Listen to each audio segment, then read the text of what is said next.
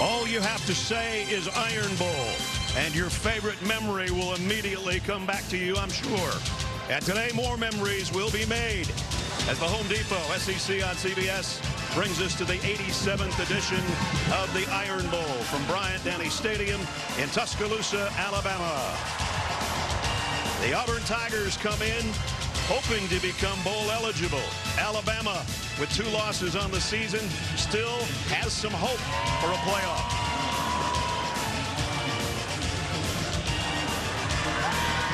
A 100,000 of our closest friends on hand on this holiday weekend. Welcome, everybody. I'm Brad Nessler with Gary Danielson, Jenny Dell down on the sideline. First time in 15 years, partner, that the winner of this game doesn't have a direct path to a playoff. But that doesn't mean it's not a big game. No, that's for sure. And it's college football, and it's the last 2 weeks, and they're shuffling for the last spots in the playoffs. Geez, things have happened in the past, right? Really crazy. So that's the Alabama side. For Auburn, they're playing for a coach. And by the way, if Cadillac wins, why not him as head? Try not to give him the job if he wins this game. That's right. He is so enthusiastic. We talked to him earlier in the week. We were about ready to go out and play, but he's been a breath of fresh air for the last month. He has. Again, I don't know if he's going to get it, but I will say this. When he was named the interim coach, there was not a more perfect guy for the job at that time. There's been a lot of talk about Auburn football since February, and the word they haven't used is fun. But it's fun again to play football for Auburn. The players are engaged. The fans are engaged. They're proud to be Auburn fans and football players. Nobody could have done it better than Cadillac Williams. He told Jenny in the pregame show, they know we're going to run it. We know we're going to run it. He calls it big boy football, and he's got 2 really good backs. He does. Cadillac believes in playing run the tailbacks, and he will. When these 2 guys run the ball, things work for Auburn. They're 2 pacemakers. They both, when they go, one goes for 100, the other goes for 100 in these games. They match up, and they love the control and what Cadillac calls it, complementary football. I do believe there's 2 more parts. Could be anything, but I think special teams, we see that before, and I think the quarterback, Robbie Ashford, has to be that 3rd guy in the running game today. Well, it's senior day here in Tuscaloosa, and the seniors were just introduced about 5 minutes ago. 2 guys that aren't seniors, but we expect that we're not going to see them in an Alabama uniform at home anymore. And it has been special for Gary and I to call these guys games. Bryce Young, reigning Heisman Trophy winner. So many magical things that he's done over his starting career. And this guy, Will Anderson, making his 40th start. A special player, number 2 only to the late, great Derek Thomas in tackles for loss and sacks. But it's not just statistically for these 2 guys, what they bring to the team. Now, there was a question, how would Alabama react if they weren't controlling their own destiny with that 2nd loss? But when your best 2 players show up for films, show up for weights, practice as hard as these guys, how are you as a regular guy not going to be all in? The 2 best players are the leaders, and they've begun to lead this team for 1 more win, and they'll see what happens. Nick Saban says they're not only special players, they're even more special as people. Well, 87th Iron Bowl is set to kick off when we come back.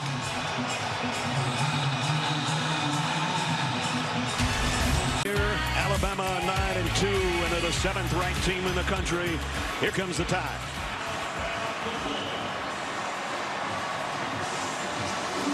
And from the plains of Auburn, their arch rivals, the Tigers of Auburn, and Carnell Cadillac Williams brings them out with a big smile on his face. Jenny's got more. Yeah, this isn't Cadillac Williams' first taste of the Iron Bowl. Let's take a look back at his favorite football memory of all time. The year 2003. The game, the Iron Bowl. The moment, the very first play of the game. Carnell Williams at the tailback. They'll hand it off to Williams up the middle. 25, cuts it inside. 30, 35, 40. There goes Cadillac to the 50, to the 40, to the 30, to the 20, to the 15, 10. Go crazy, Cadillac! Go crazy! Williams recalled going to the Iron Bowl when it was just 11 years old, dreaming of the day he could be a part of this in-state rivalry. Little did he know he would be as both a player and a head coach. He told me it's an honor to be on this stage. And Brad, you just mentioned it. He said they're ready to bring back some big boy football. And guys, I'm guessing if Auburn wins, he might have a new favorite memory. That's for sure.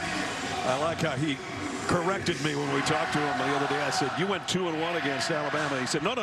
Went 3-1 against Alabama. But he didn't play in one of those games. But he's on the team. He was on the team. And that leadership has carried over at, as I said, perfect guy. No one else in the world could have done this right now, bringing back that pride for Auburn. And those players believe, I'll tell you that. No doubt. Gloomy day for this 87th edition. Alabama's won 5 straight in the series at home. And when Auburn is unranked, Alabama usually does not lose to them. But today, anything can happen. Auburn won the toss. Or Alabama won the toss and deferred. So Auburn's going to get the football first. And the Iron Bowl is underway. At the 7-yard line is Jarquez Hunter. And Jarquez got across the 20 to about the 22. That's where Auburn will start offensively. So it starts with Robbie Ashford. Wasn't the starter at the beginning of the year. And his legs is what really makes him a dangerous threat. And Gary mentioned that the special teams and maybe the extra rusher in this guy to go with the 2 tailbacks could be the difference. Transferred from Oregon. Native of Hoover, Alabama. And Jarquez Hunter in the backfield with him to start things off. And movement right away. They probably practiced their first play 10 times all week. That wasn't the way it was supposed to go. And they blew it. You know, it was a special play. It was in their sequence and a little too much noise. That clap did not penetrate at all, did it? So the left tackle and Shanker, the tight end, both took off early, and it puts Auburn behind the sticks out of 1st and 15. Are they going to run the same play again? Looks like it. And it's a quarterback draw, and Ashford gets collared at the line of scrimmage. Nowhere to hide from Jaheim Otis. A year ago, that Auburn front 6, the 4-down linemen and the linebackers controlled the game. And this Alabama front has been challenged. Can you do it this year?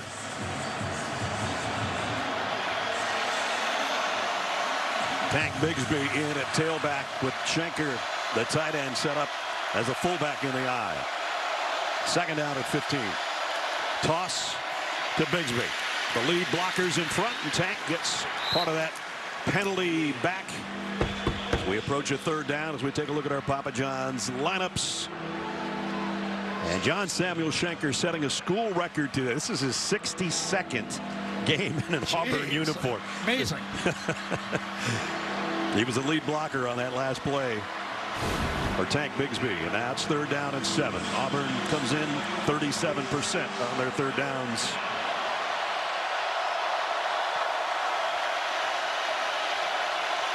From the 24. Ashford. Here comes Anderson. He got a piece of the ball, and it flutters to the Alabama sideline. It did, but it did cross the line of scrimmage, and he was out of the tackle box. So it is not intentional grounding. Not a good series for Auburn. Started out with the illegal procedure. They got behind the chains, and number 31 has come to play. Well, he always comes to play. He does. Yeah. So punting situation on the opening offensive series for Auburn. Kool-Aid McKinstry is back waiting on Chapman's kick. High and over end. McKinstry's got to call a fair catch and takes around the 34-yard line. So Alabama takes over offensively for the first time today, led by the guy we talked about in the open, a Heisman Trophy winner from a year ago, having another sensational year, but of course hurt his shoulder earlier in the season and has missed some time. But top 3 in passing yards and touchdowns in Alabama history. Comes in with over 7,600 yards passing, 72 touchdown passes, including 25 straight games with a touchdown pass. He's been a fun guy to watch. And he lines up with Jahmyr Gibbs in the Alabama backfield on 1st down. JoJo Earl in motion. It is Jahmyr Gibbs off the right side. Gibbs with a big opening and a big run of 13 to open things off. He's missed a couple of games, been nicked up, healthy, and they said we're going to use number 1 a lot today. Yes, we didn't see him in the whole second half, and then he did not play last week against Austin Peay. Coach Bill O'Brien told us he could have played had they needed him. They wanted him to rest one more week, and as Ness said, they said, we're going to feature him. Latu, the tight end, in motion out of the backfield. The throws over the middle, and it's a little too far in front of Jermaine Burton. As we take a look at the Papa John's offense around Bryce Young. Jace McClellan, we'll see a lot of him as well, coming off a career game last week with 156 yards on the ground in that Austin Peay game that Gary just mentioned. So nice to have a 1-2 punch back and healthy with Gibbs and McClellan. 2 tight ends set. Robbie Oots and Cameron Latu on 2nd and 10. Gibbs left side, and he pops one off that side as well into the 46 of Auburn, and their defense that brought him down there. This Auburn defense has played a lot of football together, and Derek Hall, one of our favorite players, he had a monster game last year in the Iron Bowl matchup with Alabama. The story of the first half was 5 sacks, but minus 2 yards total rushing. You can see the commitment. Alabama wants to run the ball early here against this front for Auburn. McClellan in there now with Gibbs having picked up big yardage on his carries. This time it's Bryce Young to throw, scanning the field. Now has to run for what he can get. Run out of bounds at about the line of scrimmage. Colby Wooden ran him out. Nobody open. So we opened the game saying that there might be a path. Well, the path is getting clearer, Ness. South Carolina knocked off Clemson. Wow. And Michigan is pulling away 38-23 with the ball with 4 minutes to go. Remember, Alabama's number 7, or were in the last college football rankings, so they're going to start rising maybe if things fall in. But that lead is getting bigger. It's 45, and that means the Big Ten might not get 2. Ooh. A lot of interesting football left, for sure. As we said, college football last 2 weeks. Burnip couldn't quite keep it out of the end zone. Auburn will have it for the second time when we come back. Get nonstop sports news, expert picks, and the biggest highlights on CBS Sports HQ, the free 24/7 sports news network. Download the CBS Sports app to watch today. You can catch Gary with the HQ gang after our game is over this afternoon. I love competition with huge consequences. And we're just saying, oh, the path might be, there might be a way for Alabama, but that Auburn team is sitting right in front of them on the path. That's right. Alabama defensively, as you look into the eyes of Will Anderson, here's the guys that join him. Byron Young, one of the seniors, is playing lights out lately. We were talking with Pete Golding about him. He said, I don't know, he's taking it to another level. I don't know if he's trying to impress the scouts or if he's just playing that hard because it's going to be his last couple games in an Alabama uniform. But he's been really, really good this season, especially the second half of it. First down, second possession for the Tigers from the 20. Robbie Ashford sets, throws short over the middle. Hunter with the catch, but he's dropped right in his tracks.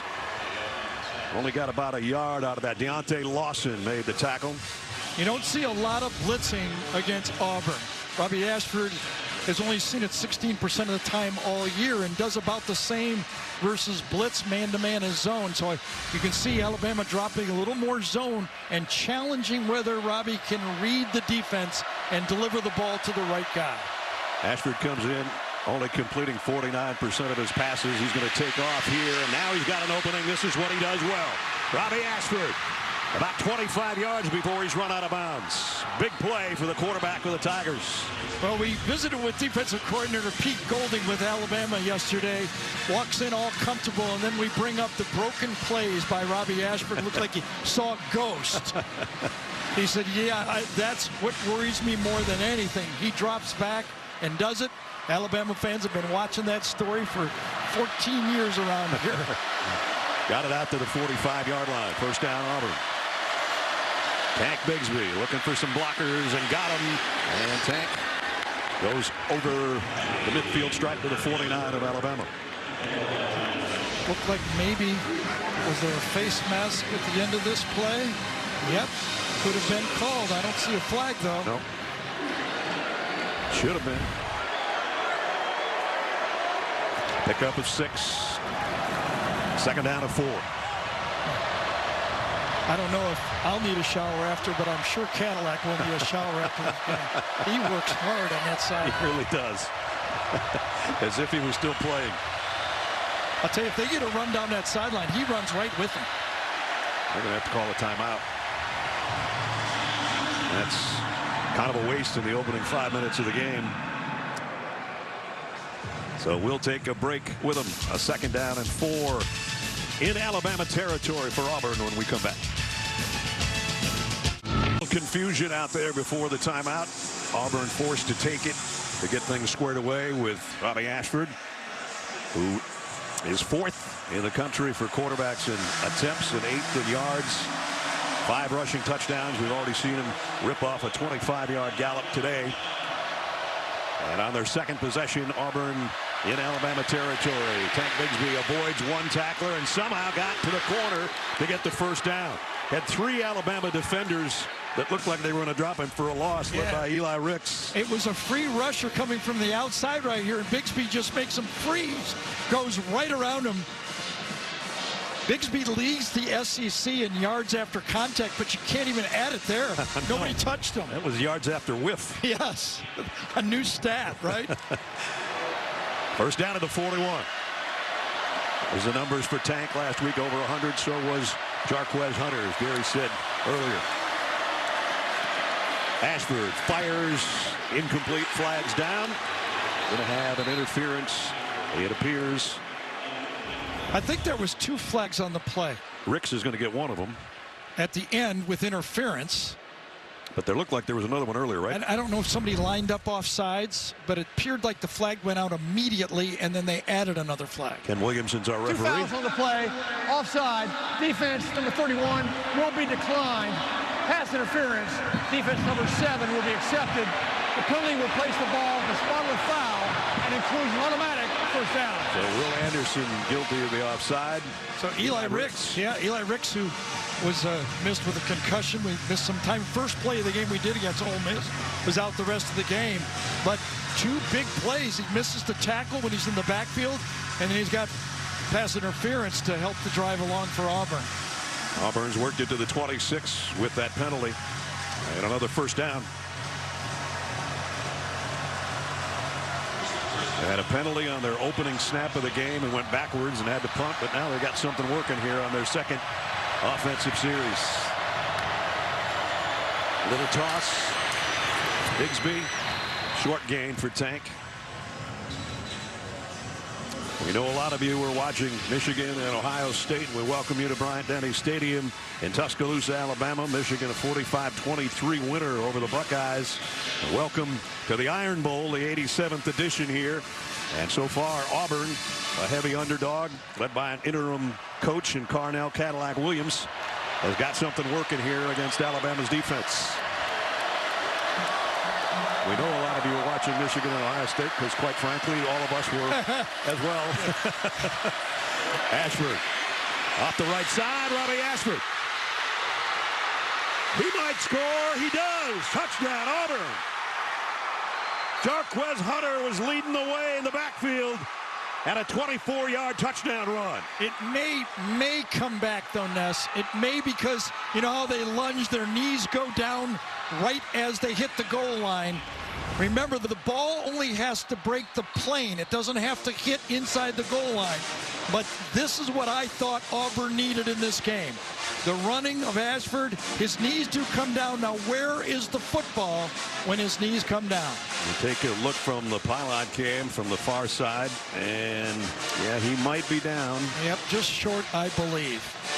Otis was trying to bring him down. He wrapped him up, and let's see, he stretches. No, whoa, touchdown. His knees never hit. Yes. That's what you call laying out for the score. And that's what you call calling it correctly the first time you called it. Touchdown, Auburn. I think he is. And they're going to look at it, but Gene Steratore is with us, our rules expert from New York. Gino? You guys nailed it. What a great job by Ashford of laying out and straightening the legs to not let any part of the lower leg. Being down. Therefore, the result of the play is a touchdown.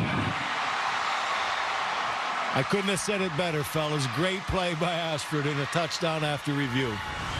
So we just mentioned earlier he had 5 rushing scores, and his 6th one's about as pretty as you can do it. Really liked the way replay wrapped it up quickly. Quick look.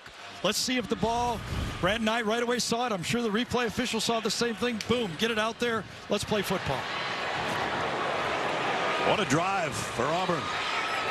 And that timeout was timely, you know. And as you see, the point to the head, over and over, Cadillac Williams points to his head to his football team. We'll talk about that a little later. It's a great message to his football team. Alex McPherson in for the point after. Up and good. Well, what a way to get things started for Auburn on the road against the 7th-ranked team in the country. Gary called this in the beginning. Get a 3rd guy involved running the football. Number 9 knows how to do it. 7-0 Tigers. Now it's time for Do Project Smarter, presented by the Home Depot. Well, we talked about it in the open. Ness put an exclamation point on it to bring a runner to the game. And when Auburn has won, they've had a pretty good runner in this game. We were here for the comeback, Vern and I, Ness, and we saw a performance he put on in this stadium. Nick Marshall with his legs, even Stidham was struggled in for that touchdown for him. So and now Ashford today, a 25-yard run first, and then a 24-yard touchdown gallop. High short kick. It'll be taken at the 19 by Ja'Cory Brooks. Made the first guy miss. And Ja'Cory gets out around the 35-yard line as we take you back to the touchdown. Nass, it wasn't all the quarterback. Hunter, Shanker, and Luke Deal, the 3 key guys, all get a key block. I don't know if you can watch them all together. Tight end hooks. Hunter gets one, and Shanker seals off the inside linebacker. That's what creates the space. You run right at the edge of this Alabama defense, and 3 guys get their block. It works. There you see the numbers for Robbie Ashford. For Auburn freshman, Cadillac's name in there as well from 2001. Now playing from behind, which is something that Alabama isn't necessarily used to. And Bryce Young comes up throwing to Latu, and too low. It's one of those RPOs. Bryce Young is, got a lot of options on that play. A catchable ball, but those big guys, those tight ends, hate the ball below their knees like that. They don't bend as well as those little receiver guys. Bryce 0 for 2 throwing the football so far. 2nd down and 10. Gibbs and McClellan both in there. As you see Gibbs settle in motion. And in a slot on the right side, Young loads and going long. Got a man there. Burton's got it. Jermaine Burton. All the way down to the 11-yard line. What a delivery. Pretty good protection. Allowed Young to move up in the pocket. And you get one guy deep, and you've got it. As long as you have the time to throw this, you can set up. That safety was 20 yards deep, and he still set him up for the deep ball. 52-yard strike, and then Bryce gets run over after letting that one go. But they've got it 1st and goal right at the 10. McClellan, a tough yard. That's about it. So we had big plays by the Auburn quarterbacks and legs, and then a big play off the right arm of the reigning Heisman Trophy winner. And the Tide threatening here at the 9-yard line. 2 tight ends in for Alabama. McClellan in the backfield with Young.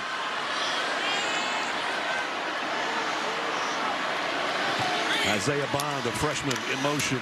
It's McClellan, left side, taking tacklers with him inside the 5 to the 4. Well, 3rd and goal. Jace McClellan is not known as a big back, but he has been an effective back running in traffic, and he's put power back into this Alabama running game. They're using Gibbs more as a finesse back now, and it's McClellan and Williams for those tough yards between the tackles. So 3rd down and goal. Just inside the 5. As you look behind Bryce Young and the Alabama offense. 3 receivers set down to his right. He's looking the other way, however. Now buys himself some time. He's going to head to the sticks himself and trot in.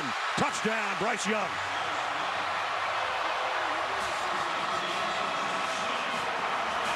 First touchdown Bryce Young has scored in 6 games on his legs. He's not been doing that lately, but he got a great block from his right tackle, J.C. Latham.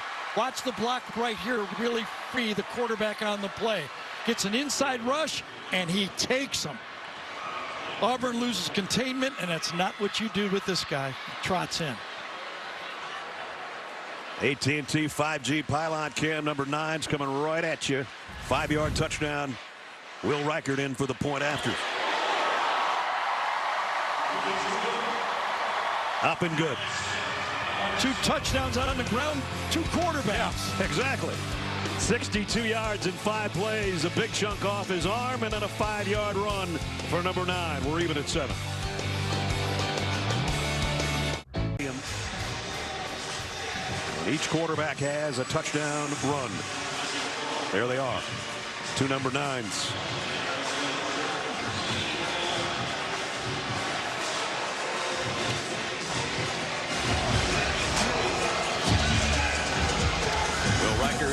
Has it teed up. Jarquez Hunter waits back at the goal line for Auburn.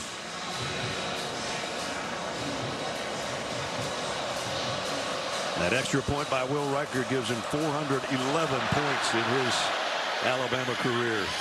And his kickoff sails halfway through the end zone, so Auburn will bring it out to the 25-yard line. Now it's time for our Hometown Connection presented by T-Mobile. Here's Jenny. Being from Hoover, Alabama, Robbie Ashford, he grew up watching the Iron Bowl. His family outnumbered by Crimson Tide fans, though. So how did Ashford wind up liking Auburn? He told me, I just wanted to be different. He was around 4 years old when he decided to support the Tigers. He was even sporting a nice Bo Jackson jersey. You see an adorable picture with his grandfather, Robert, there showing off his school pride. Ashford did say, despite the fandom, his family is rooting for his success today, but maybe not his brother-in-law, guys. Former Alabama D-tackle, 3-time national champ, Damian Square. The rest of the family, though, cheering him on today. That's great. Great stuff. Robbie with the toss here to Tank Bigsby. Alabama stretching it out and buries Bigsby for a loss. Eli Ricks takes him out of bounds. Yeah, and that's exactly what Jordan Battle, the safety, did. The end man of the line of scrimmage. Dallas Turner does the same thing, buys time. Good flow inside out by Latham, number 93. That's the kind of defense that Alabama wants to play against that toss. Loss of 4.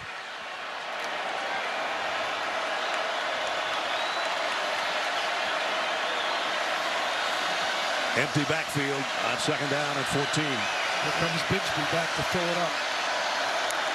Not quite. They're going to throw it to him out in the flat. See if he can make somebody miss. It's not going to happen. Brian Branch, good open field tackler, brings him down. It's going to be 3rd and long. Was a little bit of a question of how much would we see Brian Branch, because Auburn likes to use the tight ends in the running game, but when he's in there, he is very physical. Toss to Bigsby. Not going to get to the edge. Run out of bounds at the 25.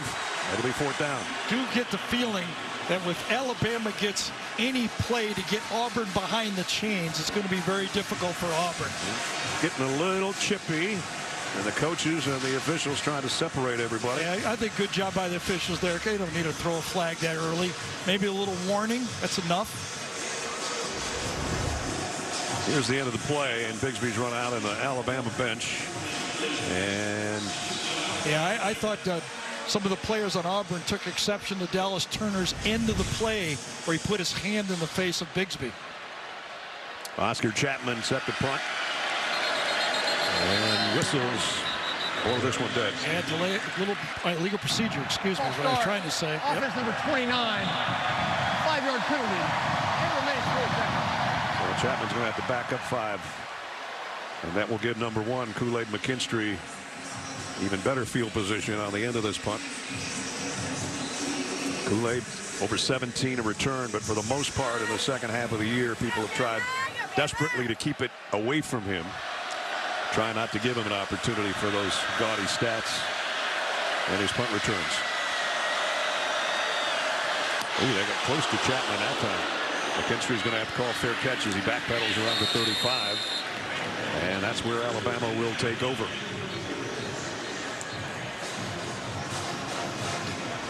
As we watch the fair catch, Ness said it came pretty close. Coming off the edge, Bond has a path. Ooh, right Henderson. Yeah. Friday on CBS, it's TV's top new series, Fire Country. A show critics call explosive, compelling, and pure entertainment. Don't miss Fire Country. Friday, 9, 8 Central on CBS. Brad Nessler, Gary Danielson, Jenny Dell with you with our CBS crew here at Bryant-Denny Stadium. Gene Steratore with us in our New York studios. And Jahmyr Gibbs with us off the left side. And he got about 6. Cut down by Jalen Simpson. So Gibbs, when healthy, is a dangerous dude. Yeah, in all different ways. Catching the ball, slashing. Once he gets in the open field, you're not going to catch him. We saw that earlier this season. Some of the big runs or receptions that he had. Young got some pressure that time in the pocket, and that one hits the dirt, and so does Bryce. So what you have to do with Bryce Young, understand, we've seen the game plan unfold. When he moves around, he's really dangerous. So you got to keep him in the pocket. You don't have all day, and that time Joseph did a good job of playing through his man. Everybody stayed in their lane. Nowhere for Bryce Young to move around and make that play outside of the play call. Last year, as Gary talked about earlier, sacked 7 times, 3 of them by Derek Hall. 3rd down and 4.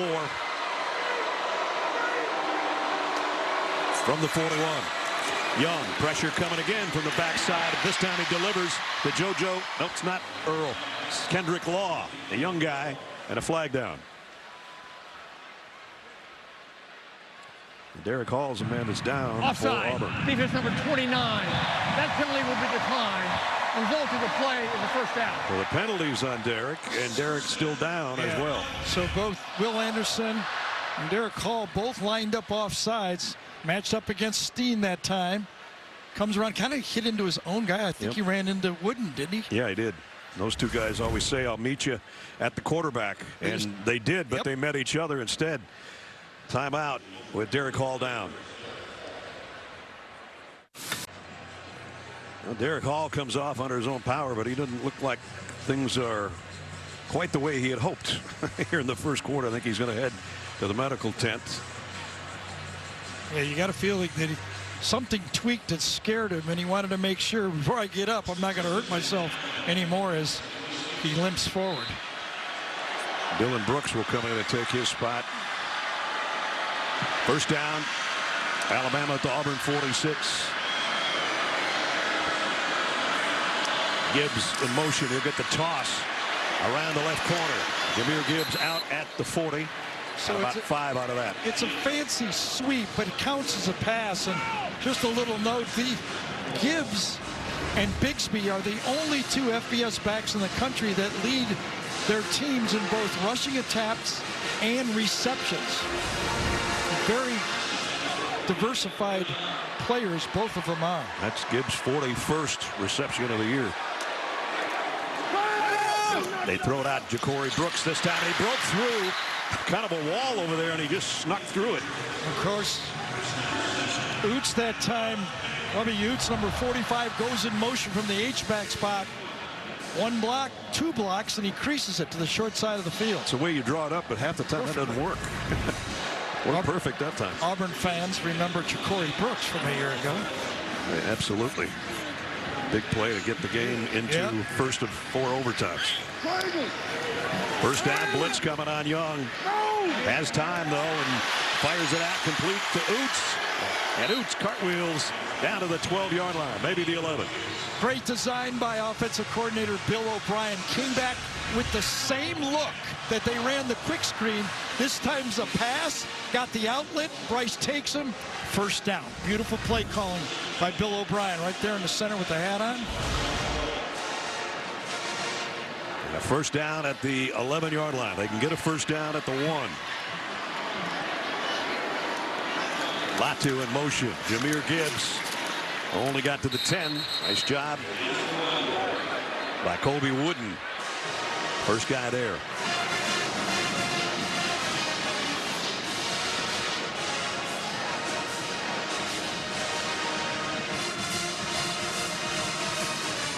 So this is where it gets tough calling plays if you're Alabama.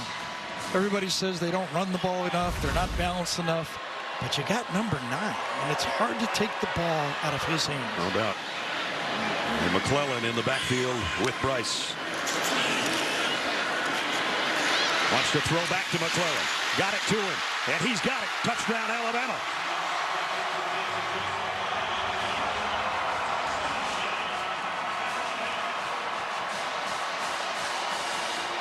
It's about trust. Bill O'Brien trusts your quarterback on the throwback. This could be a dangerous throw, but Bryce Young has earned the trust. The call, trust your playmaker, and it comes through for a touchdown. Well-designed play, 2-on-1. You got your tight end and your running back out there, kind of a half a defender to cover 2 guys. Yep. That's McClellan's 3rd receiving touchdown of the year. As Will Reichard's in for the point after, which is up and good. So another good-looking Alabama drive. 14 unanswered. 8 plays, 65 yards, and the touchdown to Jace McClellan. Took a little less than 3 minutes for Alabama to take it 65 yards for that touchdown from Young to McClellan. And so for Bryce Young, that is 26 straight games with a touchdown pass. And this one just got the corner of the end zone to bring it out to the 25. Nice sequence by Alabama. Safe throw, started out into the formation, motion, easy quick screen. 3-on-2 to the top. He's got the numbers. That's a game plan play. Now you come back. You've got something off of that play. Same look. This time it's a different. Bryce Young patient. Trust from the coach. Takes it down there. Now 2nd and long near the goal line. A little bit of a roll right. Dangerous play throwback. But he's got a veteran quarterback. And they stick it in the end zone. There's what we just said. Another mark for Bryce Young. And Robbie Ashford comes up throwing for a first down to Shedrick Jackson. Shedrick had a couple of catches last year in this game. So you get the feeling for Alabama. I mean, we know the cards that Alabama has, and Auburn does too. I mean, Bryce Young is the center of that attack. But anything that Ashford can get them in the passing game. That's gravy. Yeah, absolutely. On Thanksgiving weekend. Yeah. We're both done. No, you got your Saturday. I got mine tomorrow. Sunday, right. Ashford under center with a little option toss to Jarquez Hunter. And Hunter lost the ball. Alabama's covered it. DJ Dale's got it for the Tide. Boy, you got to feel bad for Jarquez Hunter. He tries to make a sharp cut, but he's got the football in his right hand. When he makes the cut, if he had it in his left hand, he would have been okay. Watch, option play. He's got it. Switch it to your left hand. It is in his left hand. My mistake. He hits his own guy in the back. Yep. Shanker. I thought it was stripped by Alabama. It was his own player that popped it. Tough break for Jarquez Hunter on that play, but a turnover for Bama. DJ Dale covered it at the 48, so Alabama with a touchdown lead and in Auburn territory. Late here in the first quarter. Young, blitz coming off the corner. He got away from that one and throws low, but complete to Isaiah Bond. First down. Let's get a Jeep update. Our New York studios. Here's Zook. Hey, Ness, I know you know Michigan punished Ohio State. Number 4 TCU trying to stay perfect and get to that CFP. 4th and 2 at Iowa State. Matt Duggan to Dracorius Spivey. Touchdown. Back to you. Duggan's been really good, and so is Bryce Young, who got it complete to Ja'Cory Brooks. And Alabama knocking on the door again. Ja'Cory Brooks is coming out to be the go-to receiver for this Alabama football team. Last Tiger tacklers with him near the 5. And that's going to bring the first quarter to a close. Throw the ball, and now nice forward. Oh, Cameron Latu that time. Nice job coming across. He was supposed to kick out, but as it closed down, he just folded him the way he wanted to go. McClellan still down, but Alabama is up by a touchdown over their arch rivals from Auburn. 14-7, 7th-ranked tie. Just sort of seemed like a harmless carry. Yeah. Jace McClellan was dropped at the 5-yard line, but sometimes you don't realize what goes on under those piles, and you're going to see his ankle turned under the tackler. Yeah, it got a little ouchy right here, Yep. didn't it? And so he comes off limping rather badly. Meanwhile, his team is just outside the 5-yard line with a 2nd down and 4. Derek Hall is back in the lineup for Auburn. That's good news for their defense. And touchdown, Roydell Williams, the guy that just came in for McClellan, and he scores. It does feel like Alabama has found their rotation in their running game now, using all of the backs. Gibbs out in the open field, McClellan when he's healthy, and Roydell Williams is the power back, his short yardage back. Oh, good job. Booker and Steen do a great job at the point of attack, holding off that front for Auburn that was so tough for Alabama to run a year ago against.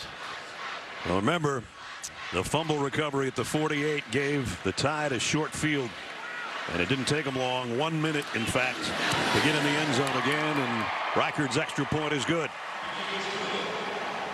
So 48 yards in 4 plays, and now Auburn has seen Alabama score 21 straight. Yeah, that turnover, right? They had a positive play, give the Alabama the ball back, and they've got it rolling now.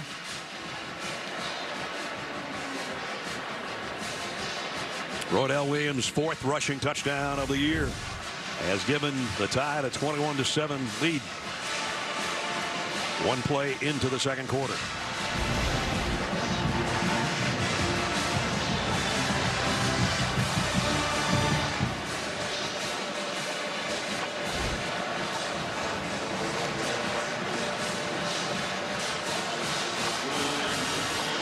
Reichard will tee it up in front of the sellout crowd here at Bryant-Denny Stadium. Jarquez Hunter waits back at the goal line for the Tigers.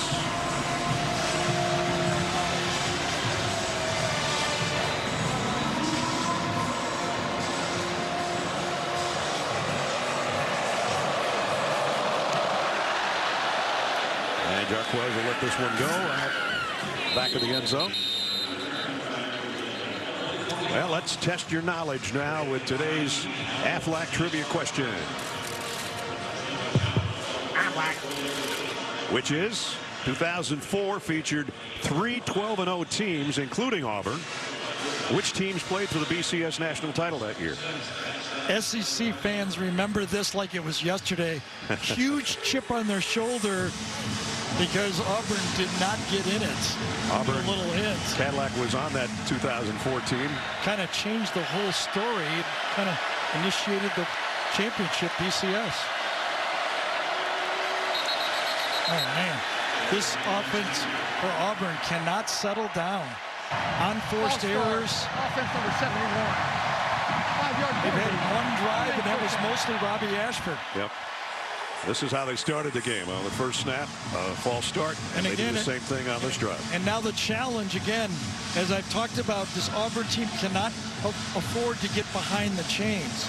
On first down, they need 3 or 4 yards. Now, what does 3 or 4 yards give them? Problems. And it's going to be a reverse from Bigsby to Hunter, and Hunter's got the edge and got blockers, and he not only picks up the penalty yardage, he rips off a 20-yard run for a first down. Well, 2 things obviously you like about this play if you're an Auburn fan. Number 1 is you give it back to the guy who fumbled the ball. It's a long football game.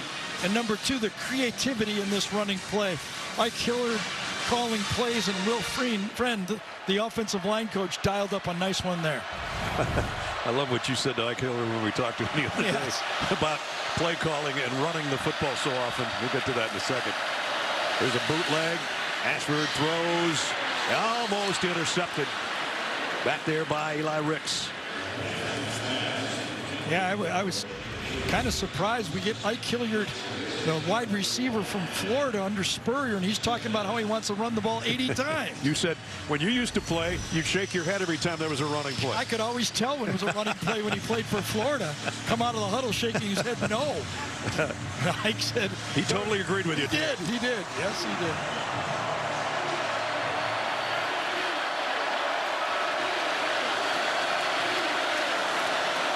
Second down and 10. Two tight ends in for Auburn. Toss to Bigsby. And Tank Bigsby going to be close to a first down. Let's check in with Jenny. All right, we got a slew of them. We're going to start with DJ Dale. He spent some time in the injury tent. His middle and pointer finger were wrapped up on his right hand, but he's good to go. Jason McClellan, we saw him not putting any weight on that right ankle. He's still being evaluated. That's a questionable return. And for Derek Hall for Auburn, his mom was standing right next to me at the fence. The trainers came over, said he was stepped on, but he's been paying through pain. They wrapped up that left forearm, guys. All right. You really got to I thought he was decent limping. intel when mom's telling you right. it's okay. First down at the 49. Ashford throws over the middle, complete. Coy Moore. And Coy Moore's got a first down. Another well-designed play.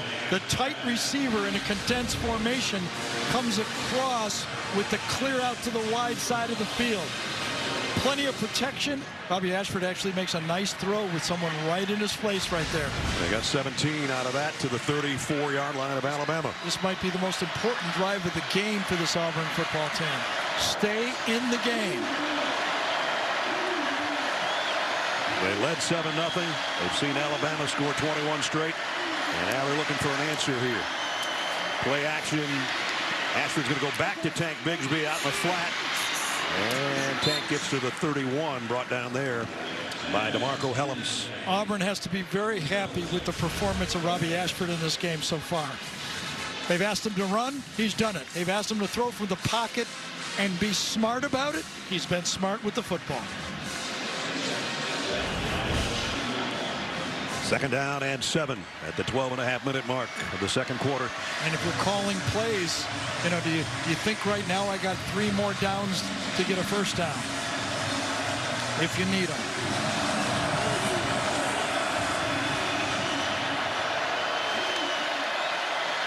Good quarterbacking right there. Not enough time for him to go out and shift. Brings him back, gets him in the right formation. Darquez Hunter on the swing pass out of the backfield, and he's close to a first down. I think he's about a yard or half a yard shy. It's part of your job as a quarterback to make sure your guys are in the right formation. Look around. You know where you want them. Bring them back. Now he goes in motion. They were going to shift him back there. Didn't have time on the play clock. Ends up being a very positive play. And a manageable third down. 3rd and 1. Jace McClellan looks like he's walking okay on the sideline, but we'll have to wait and see when the offense comes back out if he's going to be out and be part of it. Right now, the defense trying to bulk up on a 3rd and 1. Hunter, second effort, got it. First down, Auburn. So how about that little note about Darquez Hunter, Ness? He's rushed for over 100 yards 4 times, and all 4 times Bigsby did as well in the same game. That's called complementary running backs, isn't it? It sure is. Great 1-2 punch between those two. And handed to that Auburn offensive line, when they're not moving early, they're doing pretty well. First down. At the Alabama 23. Toss. Tank Bigsby trying to get to the edge. Only got about a yard. Nice job defensively by Jordan Battle. And now he and Bigsby have a few words. Yeah, Battle just sees the play. He's a very aggressive safety. Good tackler. Wraps him up. Just don't throw your body. Wrap him up. You go out to practice, you hear it 100 times.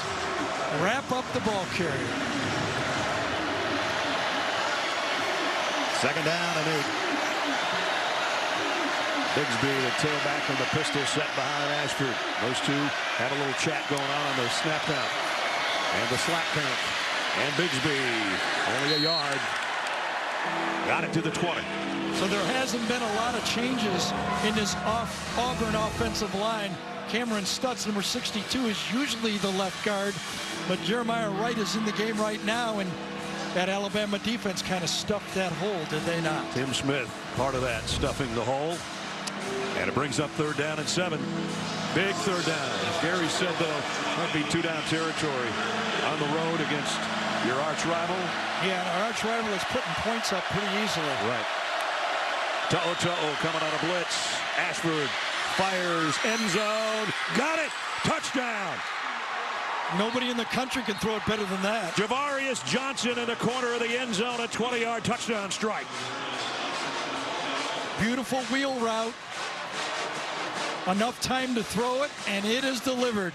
He's the 3rd receiver in. The inside slot comes in, clear. Beautifully designed play. It took some time, but it was delivered perfectly. Dropped it in the bucket. Right at you. What about that drive? They started out with a penalty. I said it's a problem. They get behind the chains. They pick it up with a very creative run play, and they stick a 10-play, 75-yard drive on them. Jeremiah Wright is the injured player. Yeah, and he was in for Stutz, so we'll see if Stutz is injured as well. That could be a big problem. Working on the left knee right now of Jeremiah. Nope, he says you're okay. See him tap him right there? You're okay, he said. If he's not, quit slapping my knee, will you? Let's see if we can see what happened here. Got a pretty good block to get one of the rushers out of the way, and then Got stepped on, didn't he? Either that or just a false step. Yeah. Might have been Ashford that he stepped on. I don't know, but. Well, he's signaling touchdown. He's okay for that. 335-pound signal for the touchdown. Did see Stutz go back on the field for the extra point, so he must be okay. What a drive. Nice passing on that 5 and 5. 5 runs, 5 passes. That's the way to do it. Alex McPherson, who took over for Anders Carlson, the longtime kicker who was injured, in for the point after.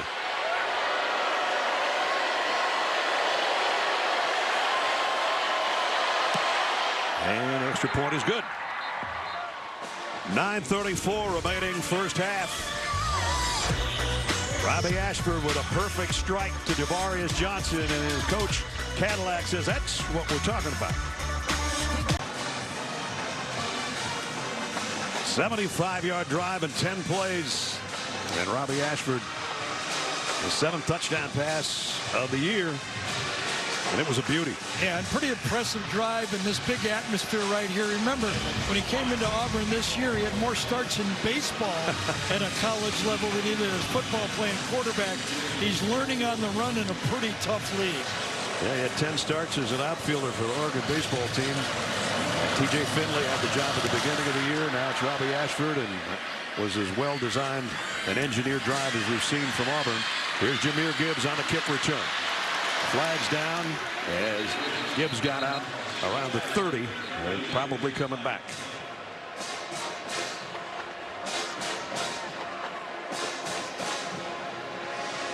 Here you return, blocking it back. Number 15 of the receiving team. Half the distance from the goal. First down.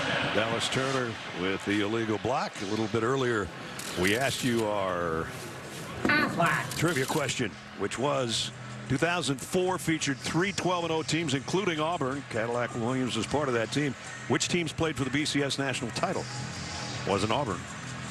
USC beat Oklahoma. Wow. Remember that? Remember being annoyed by the announcers in that game. I don't know why. You didn't like what I did in that game? Oh, you did that game. That's right. It's kind of one-sided, I'll say that. Auburn ended up beating Virginia Tech in the Sugar Bowl that year. Boy, you really pick on me when you kick me when I'm down. Well, I wanted you to give you a way to bring it up. Gibbs on the run for 5. You in Greasy, right? Yep. And Swanee here, 21-14. Good game. Been some surprises today, depending on who you cheer for. Zucker and the guys will talk about all that in the halftime report. Here's what Bryce Young's done so far today. 7 different guys. Morris Joseph is the injured Tiger. We'll check on him with just over 9 minutes to go when we come back. Today's aerial coverage, including these unique drone shots, brought to you by Goodyear. So look at Bryant Denny Stadium, over 100,000 on hand on this Thanksgiving holiday weekend. And another guy making a visit to the tent, Morris Joseph, moving slowly. This guy not moving slowly. Bryce Young having another Bryce Young type day. Yeah, when we spoke with Bill O'Brien yesterday, he said the guy just doesn't get nervous. We saw that last year in this game, that's for sure. And he just understands the game of football. He understands how much he needs to use his legs and when. And he's had a lot of great places. Remember that Tennessee game that they lost? He got pounded in that game and finished it off as well, too. Very impressive in that loss to Tennessee. 2nd down and 3. And trying to keep the legs moving as Jahmyr Gibbs going to be short of the 1st down. The other thing, Bill O'Brien, was interesting talking to him about Bryce Young, and we were talking about when he moves on to the NFL. Yeah. And we got another guy down. Another inside defensive tackle player. Marcus Burks. Yes, and that's been one of the strengths of Auburn, and especially controlling this running game against Alabama, is they've been rotating a lot of those inside guys, and they need to keep that rotation going for them to stay fresh throughout the whole football game. Could they have lose 2? That would really pressure this Auburn front 4. And you see the leg buckle in there for Burks. And too many interior linemen going down for the Tigers right now. There's been about 600 pounds of players in that tent over the course of the last minute or so. As Burks will head in there now. CBS Sports embraces authentic stories. Share yours at #MyNativeStory. Just under 9 minutes remaining 2nd quarter. Alabama with a touchdown lead and a 3rd down and 2 coming up. Bryce Young looks over that Tiger defense. Jahmyr Gibbs thought about emptying the backfield. Now comes back. Had got a man-to-man key, though. The linebacker went with him. Right now, Bryce Young knows it's man-to-man. And he throws near side, complete. Jermaine Burton. Burton's got a 1st down out to the 34. But the Georgia transfer, Jermaine Burton, seems to be coming on as well, doesn't he? Yep. That's one of the hidden problems that the injury to Bryce Young caused for Alabama. Whole new set of receivers because of the transfers and a lot of freshmen. He didn't have time to practice. Nothing at all. So they didn't get that in sync. They didn't grow together, and they're just now getting back in sync. There's a throw out to JoJo Earl. Earl made a couple guys miss, but we're going to have a flag and probably a holding out there as they were trying to get number 10 some open space. Looked like Jermaine Burton, number 3. Could have been, well, there's only 2 guys out there, so I got a 50-50 chance. Holding offense number 3. 10-yard penalty from the previous spot. And it was on Jermaine Burton. He just had that catch on the previous play. Ness, if you look on the sideline, you'll see Cadillac point to his head to his team over and over. He's telling this. The message he gave the team when he does that is, number 1, serve. Serve your teammates, serve the school, serve your career, your parents. And the other part of it is believe. Keep believing we can win this game. He tells them over and over again. And he said if there's a 3rd thing, it would be discipline. Don't get stupid penalties, which they've had a couple today, but they've been able to overcome them so far. After that penalty, it's 1st and 20 for Alabama. Young trying to point his receivers open. Here comes pressure, and he has to get rid of it to the Auburn sideline, incomplete. Well, usually if you watch Auburn play against a quarterback, you'll see them just going with their ears laid back right at that quarterback spot. But watch how many times Bryce Young fakes like he's going to run, and they all just stop and expect that quarterback's going to scramble and throw. It's actually a pretty nice job of staying in your lane and forcing, with good coverage behind, Bryce to just throw it away. Eric Hall. That's why I love watching him play. The captain of the defense, or one of them. He's relentless. He never gave up. He didn't get the sack, but he did get him on the ground. Right from out of the tent. Yep. He's in a stand-up stance right now at the bottom of your screen and trying to bring the heat again on Young, who threw right over the top of him to Jahmyr Gibbs, but still nice stop by Cam Riley to bring Gibbs down. So that used to be a staple for Alabama offense going back to, maybe the first 10 years of this Alabama team. The slow screen to the running back. Haven't seen it in a long time. Asked, like, where is that play? Tried it, they dialed it up and stopped by Auburn. The most famous slow screen was to win the LSU game.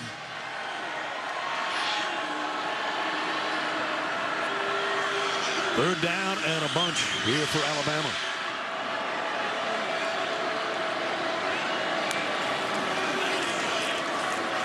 Young down the middle, completes it, first down. Kendrick Law still running. Kendrick Law all the way to the 35-yard line on a 3rd and 19.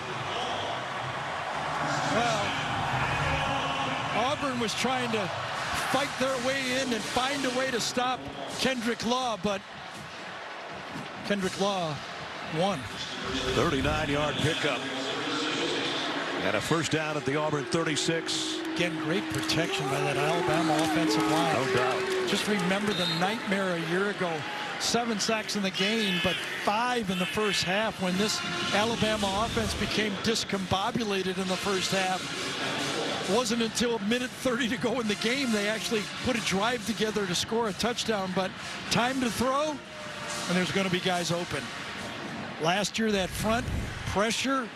This time, this Alabama offensive line has given their quarterback time. Law, one of those young receivers that they think is going to be special. Gary said just didn't have enough time to work with Bryce Young a lot this year because of his injury. He's looking for more. And to the end zone and got it. Ja'Cory Brooks.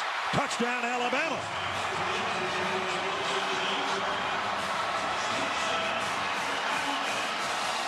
.32-yard touchdown strike. Ja'Cory Brooks from Bryce Young. Watch Steen and Latham, the 2 tackles handling the 2 best rushers for Auburn, right here and down here. Watch them fight, line of scrimmage. Everybody does a good job, but the 2 tackles got the playmakers for Auburn. Gives them time, 7 more points. And another touchdown toss for Bryce Young to Ja'Cory Brooks, who hooked up in this game a year ago.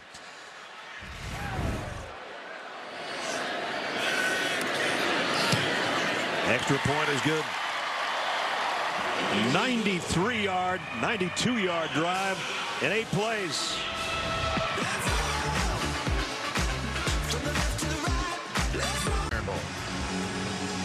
All right, Zook, thanks. Let's check in with Jenny. Well, there was a little bit of blood on Nick Saban's cheek, so I had to do some investigating, guys. Turns out he got scraped by a player's shoulder pad, but don't worry, Alabama's medical staff, they said he's good to return. Just rub a little dirt on it, Nick. It'll be okay. That's what happens when you recruit those 6'6" defensive linemen. That's right. Comes right about his head and nose right there. Jarquez Hunter from the 5. Hunter got an opening. Reichert brought him down, or he might have had a big one. And now Will Reichert going to talk a little stuff to Jarquez Hunter after that tackle. Yeah, if he'd have got a taunting on that tackle, there might have been more blood on Nick Saban's face. Sure would have been. Blew a gasket on him. Yeah, good stop. Gets up, and now he's going to get right in the face of Jarquez Hunter. So his teammate smiling on the sideline. Yep. Tough guy, Will Reichert. Announced that he's coming back next year. He must want 500 and some points in his career, I guess. Lead with everything. Another start of a drive. 3rd time. Absolutely. The start of the game. Offense number 62. Now remember last time they ended up overcoming it. Yeah, they went 75 yards last time. Yeah, Cameron Stutz back in the game at left guard, and he was going to be a toss sweep to Hunter, and he wanted to get out there and pull. Right, it was on 2 claps, though, not 1.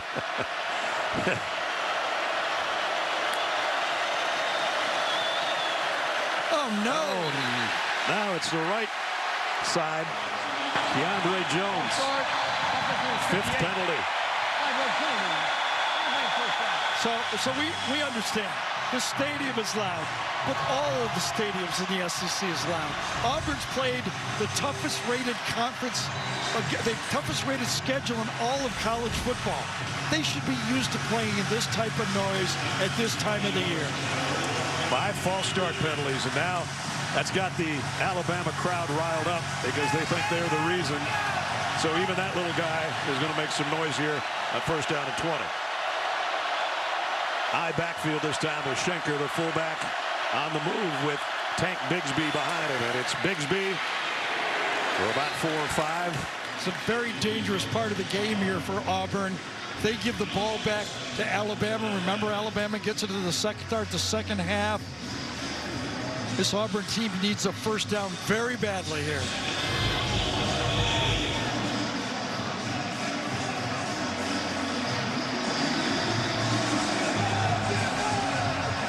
Let's see if Robbie Ashford's going to go to the air here. 2nd down and 15. He's been pretty effective throwing the ball today, even more effective running it, especially on their first touchdown drive. Backpedals and throws to nowhere. And he gets dumped by Dallas Turner. This was going to be a slow screen that was read beautifully by this Alabama defense. Nowhere to go. I'm surprised Auburn didn't get offensive linemen downfield because it took so long. One of those linemen usually creep far enough out. This is a spot you do not want to be in. 3rd down and 15. And let's see if Will Anderson can make an impact here right now. He lives for this 3rd and long. There he is, number 31. Right in the middle of your screen. And on the edge to the left side of the defensive front for Alabama. Here he comes. Ashford gets away from it. Throws on the run, but he's hit as he throws, and it's incomplete. Yeah, the problem is when you spin out away from number 31, you spin right into Dallas Turner. Yeah. They got the bookends, 31 and 15. An inside rush here by Will Anderson. Robbie can feel it with the spin, and as he goes, number 15 is standing right there. So punting time for Auburn. Oscar Chapman. And Kool-Aid McKinstry waits back at the 30-yard line. Kind of a line drive shot. McKinstry mishandles it and picks it up but goes down right there. Nice coverage after the bobbled punt return, and Alabama's got it at the 24-yard line. Unbelievable stat with Kool-Aid McKinstry. He actually leads the nation in yardage in punt returns. His first 19, he has 19 for 329. 3 today. The last 6 games, he's only had 2 returns for 8 yards. Nothing. Everybody's been punting the ball high, but he still leads the league in punt return yardage. Coming up on the Geico halftime report, Adam, Rick, and BJ will break down the first half and bring you the highlights from around the country, including the game between Michigan and Ohio State. It's coming up in about 4.5 minutes. 1st down, Alabama with a 2-touchdown lead, and Jahmyr Gibbs coming to the near side, steps back in, picked up 3 or 4 before Jalen Simpson brought him down. So affect the quarterback is the name of the game here for Auburn. It's pretty obvious when Bryce Young has time to throw, he's going to carve up this secondary for Auburn. So what does Auburn do? The 4-man rush is not getting to him right now. Does defensive coordinator Jeff Schmedding bring an extra player? Jace McClellan back in there in the backfield for Alabama, so that's good news for them as he went out with that ankle injury earlier. Young, deep near sideline, almost a one-handed catch by Jermaine Burton, but he couldn't haul it in. Well, DJ James, probably the best corner man-to-man coverage guy for this Auburn defense. The transfer for Auburn, from Oregon against the transfer from Georgia, had his arm the whole way, but apparently not enough to call. The Alabama fans thought so. 3rd down and 7. Bryce Young, 3 for 3 on 3rd downs. Got another one here. Latu, his tight end, is way up to the top of your screen.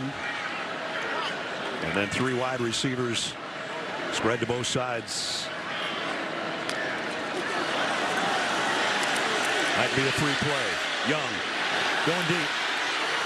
Broken up again. That's Ja'Cory Brooks. A nice job by Zion Puckett. It is a free play. Another mistake, another pre-snap mistake by Auburn. Alabama's tough enough, but making mistakes before the play starts. Yeah, jumped in the neutral zone. Repeat third down. Alabama's tough after the snap, let alone giving them a head start before the snap. Exactly. I think it's Wooden this time, number 25. It is. Bryce Young could feel it. He could feel the free play. Nobody on him. Wooden had a great game last year in this one, too. Had 11 tackles, which led the team, and a sack. We mentioned earlier, Derek Hall had 3 sacks, so those two combined for 4 of the 7. 2 tight end formation now as things change up a little bit for Alabama, making it a 3rd down and 2 after the penalty. Young looked towards Gibbs, now comes back down the middle, got his tight end again. And Robbie Oots has got a 1st down. And another flag flies in. Got a couple of penalty markers down. Ken Williamson will straighten it out for us here. Not sure if it was a pick play by Alabama. That's what I think they're going to be talking about right here. It is. I think Ja'Cory Brooks comes across and picks. Pass interference. Offense number 7. He did. 15 yards. Just blocked him downfield. Repeat third down. Good call by the secondary that time, right in the middle of the play, and kind of like Brooks was running his crossing route. The guy was in the way, so he just knocked him down instead of trying to avoid him. Remember, the defense is allowed to take their territory, and an offensive player cannot just run them over like that. The cool demeanor of Bryce Young as he looks to the sideline. They had a 3rd and 19 on their last touchdown drive and picked up a 39-yarder to Kendrick Law. They got 3rd and 17 right here.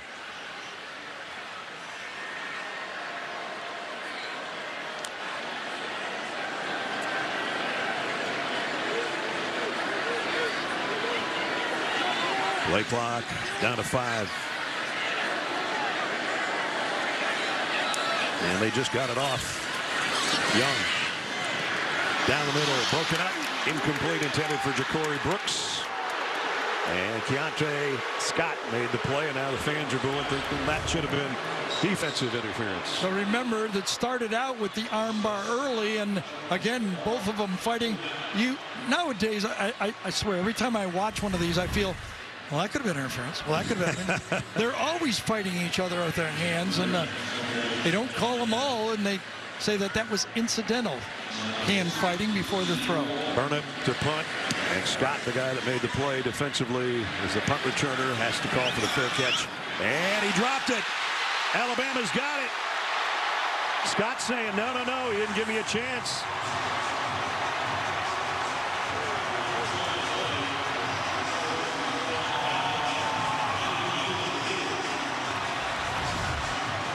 Let's take a look. Oh, he's got plenty of room to catch that ball. Did it touch him? That's the question. I think maybe that's what he was saying. Yes. Never touched the ball. Right. That's what I think it is. Did it actually touch him? Could not see the ball change direction as it passed his hands. There's the fair catch signal.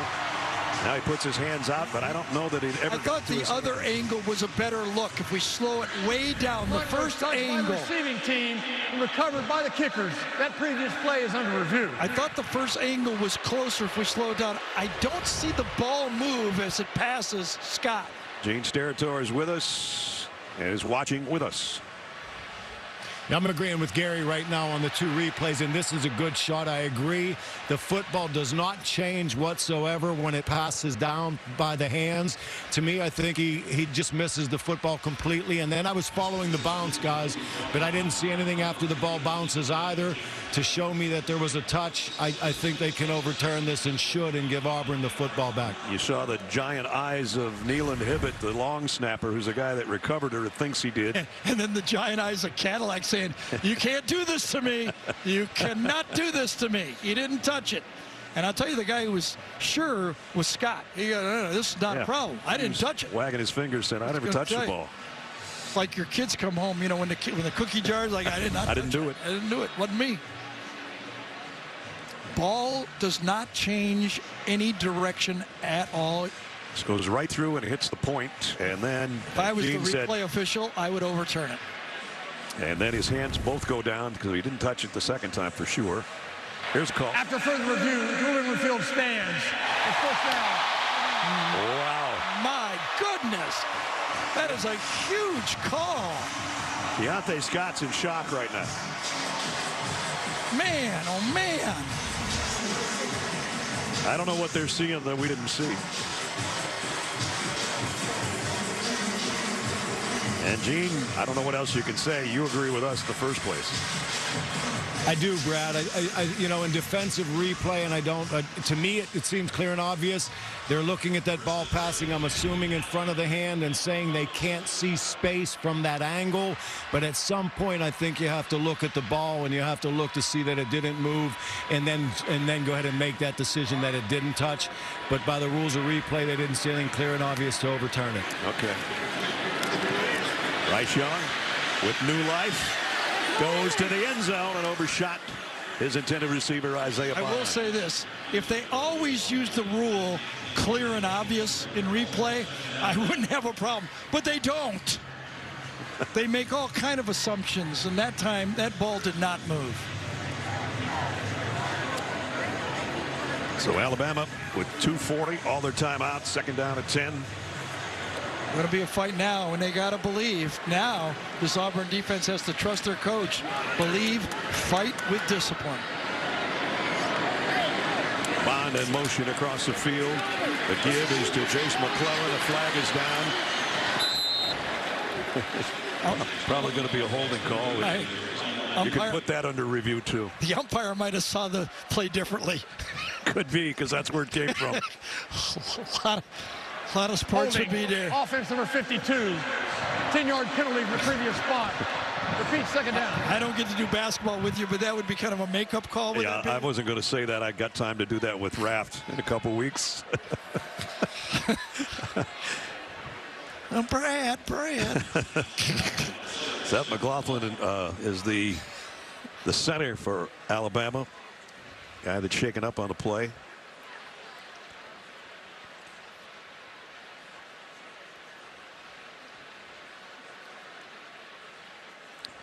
Kind of talk about Seth McLaughlin is kind of the spirit of that offensive line. He and Darian Delcourt are the two guys that rotate in there. He got rolled up from behind. Always happens, doesn't it? And he's walking off on his own with his knee brace unstrapped for now. We actually talked to Nick about, you know, what is kind of the leaders of a team on all the time, and he said, you know, the offensive line is the guys I look at. They bring the toughness, and talked about Landon Dickerson, remember back in that championship team, and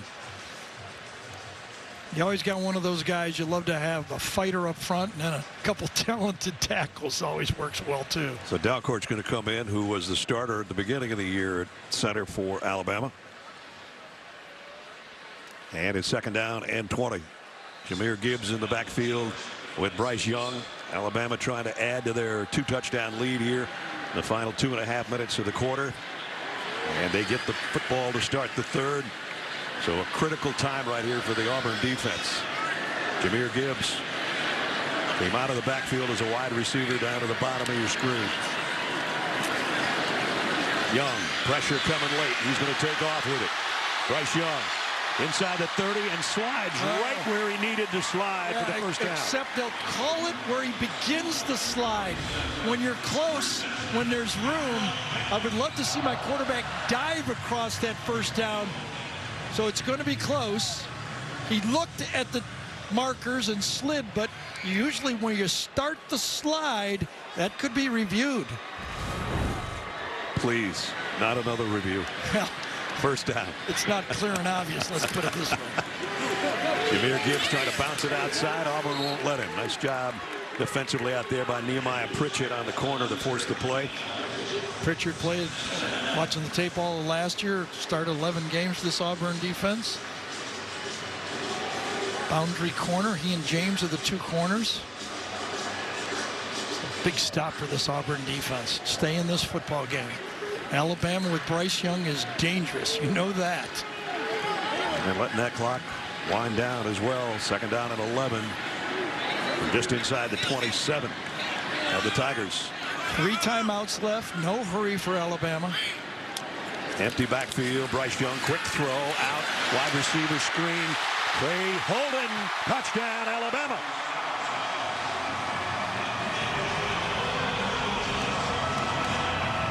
Dangerous, as Gary said. Bryce Young, Trayshawn Holden, 27-yard touchdown. Yeah, another great call by Bill O'Brien. You have to say it. Give him credit. He's been criticized a little bit. Jamie Cohen this time, the guard comes out and actually gets the key block. Well, kind of gets in the way on the play and kind of walks into the end zone, don't they?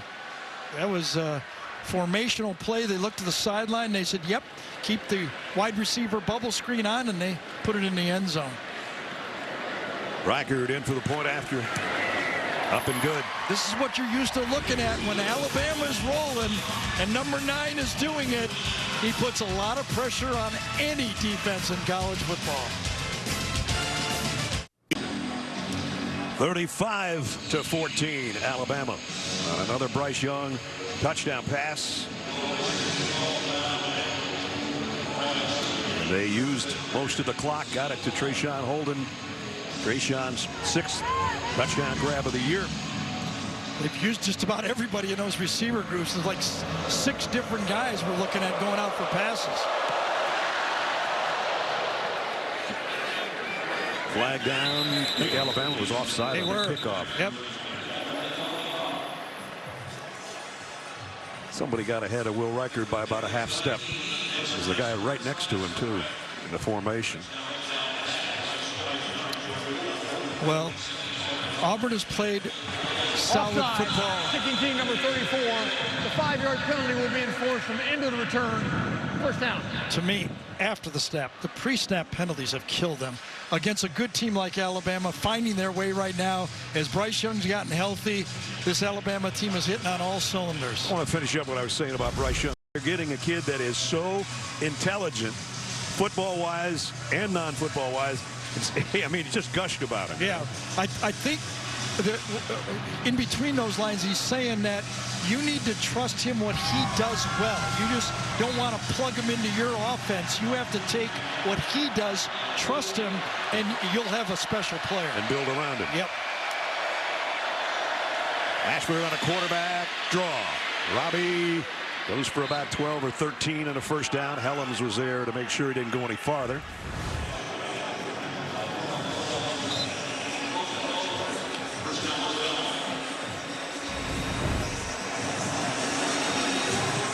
Clock starts now. Down to 37 remaining in the half. Auburn's what, 2 timeouts remaining. Ashford throws off his back foot, trying to throw a screen, and that just never materialized. Yeah. Let's check in with Jenny. Yeah, real quick for Alabama, wide receiver JoJo Earl and both Seth McLaughlin are both in the locker room right now dealing with injuries, being evaluated. I'll have an update after the half, guys. All right, Jenny, thanks. JoJo had some problems earlier and was just starting to get healthy. Yeah, in fact, Coach Saban said he had a really good week of practice. We could see him. Second down and 10 for Ashford. And incomplete. Closest guy was Coy Moore. And Kool-Aid McKinstry that time did a good job playing zone. He fell off the short receiver in the flat. Watch him fall off and just retreat, and that forced the throw to the outside. He wanted to go. He thought he had him, and then the last second, he there's a guy right there.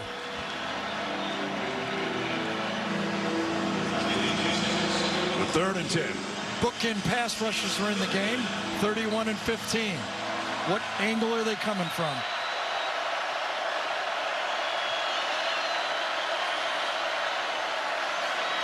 Ashford, pressure coming, and sails it over to the sideline, incomplete. Now it's 4th down with 22 seconds remaining. Yeah, and I would bet right now that Alabama will try to go for the block. The tempo, I would be warning my punter. Let's catch it and punt it. Do not delay. Oscar Chapman to punt.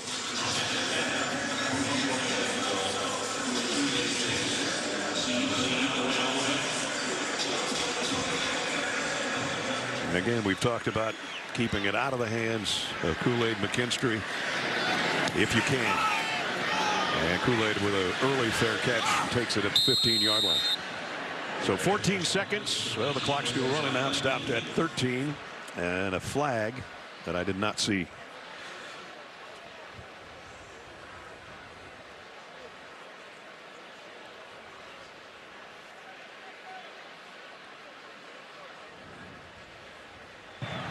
During the kick, holding, receiving team number 19. The penalty will be enforced from into the kick, half the distance to the goal. First down. So that backs up Alabama even further with just 13 ticks remaining, even though they have all their timeouts. CBS tomorrow. Don't miss the winter finale of the new hit show, East New York, starring Amanda Warren, Jimmy Smits, and Richard Kine. Catch a new East New York tomorrow after the equalizer on CBS. Just again talking about Bryce and this attack for Alabama today. 13 completions in the first half. What is he, 250 yards, but to 7 different receivers. Okay, half the time you don't know where this football is going when he throws it. Some kind of draw play here, very safe, you think? Maybe to Gibbs.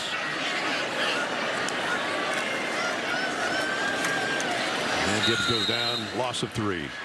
That should do it for the first half. Cadillac took a timeout. And Bryce Young's heading to the locker room, but they're going to have to retrieve their quarterback. Well, maybe not. Auburn's heading to the locker room, too. Well, I saw the official running in, waving timeout. I assumed Cadillac got in his ear with a timeout. Yep. Now you're going to hear the Boo Birds here, Brian Denny. As a competitor. Yeah, but doesn't make much sense. 5 seconds. No, what does it accomplish? I don't know. Lets us do this. Okay. Right here. Gives us an opportunity. College football playoff. Georgia winner over Georgia Tech. Got LSU in the SEC championship game at Mercedes-Benz next Saturday. We'll be there to bring it to you. Yeah, right now. And remember, with Ohio State out of there, how far do they drop? I mean, they got pasted at home. Yeah, the shocker in Columbus. And their hope, really, I think their path, if you're Ohio State, they need Notre Dame badly to win, because that's their best win right there. Notre Dame plays USC tonight. Yeah, because if there's a comparison at the end of the year, who's it going to be? Could be LSU if they knock off Georgia. Does an SEC champion with 2 losses leapfrog? But Ohio State has beaten Penn State and Notre Dame. That's what they're hanging on right now.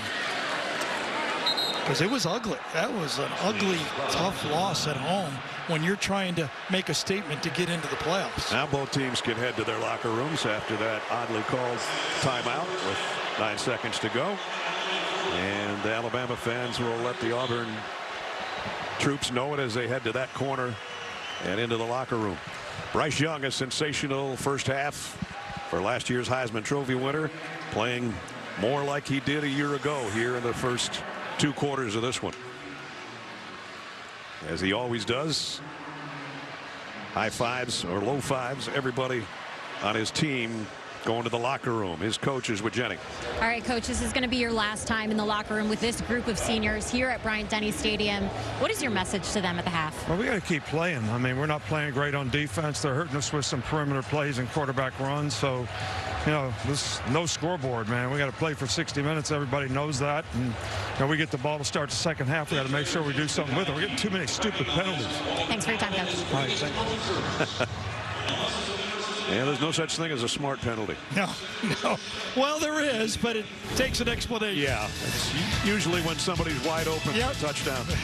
35-14 as we send Adam Zucker, the guys in the New York studio for our Geico halftime report. All right, Ness. Home Depot SEC on CBS brings us into quarter number 3 at Bryant-Denny Stadium in Tuscaloosa, Alabama. The hometown Crimson Tide out in front 35-14 under a huge first half by Bryce Young with 4 touchdowns accounted for, and Alabama will get the ball to start the 3rd quarter. Evan McGuire to kick off. Ja'Cory Brooks and Jahmyr Gibbs will wait on the other end.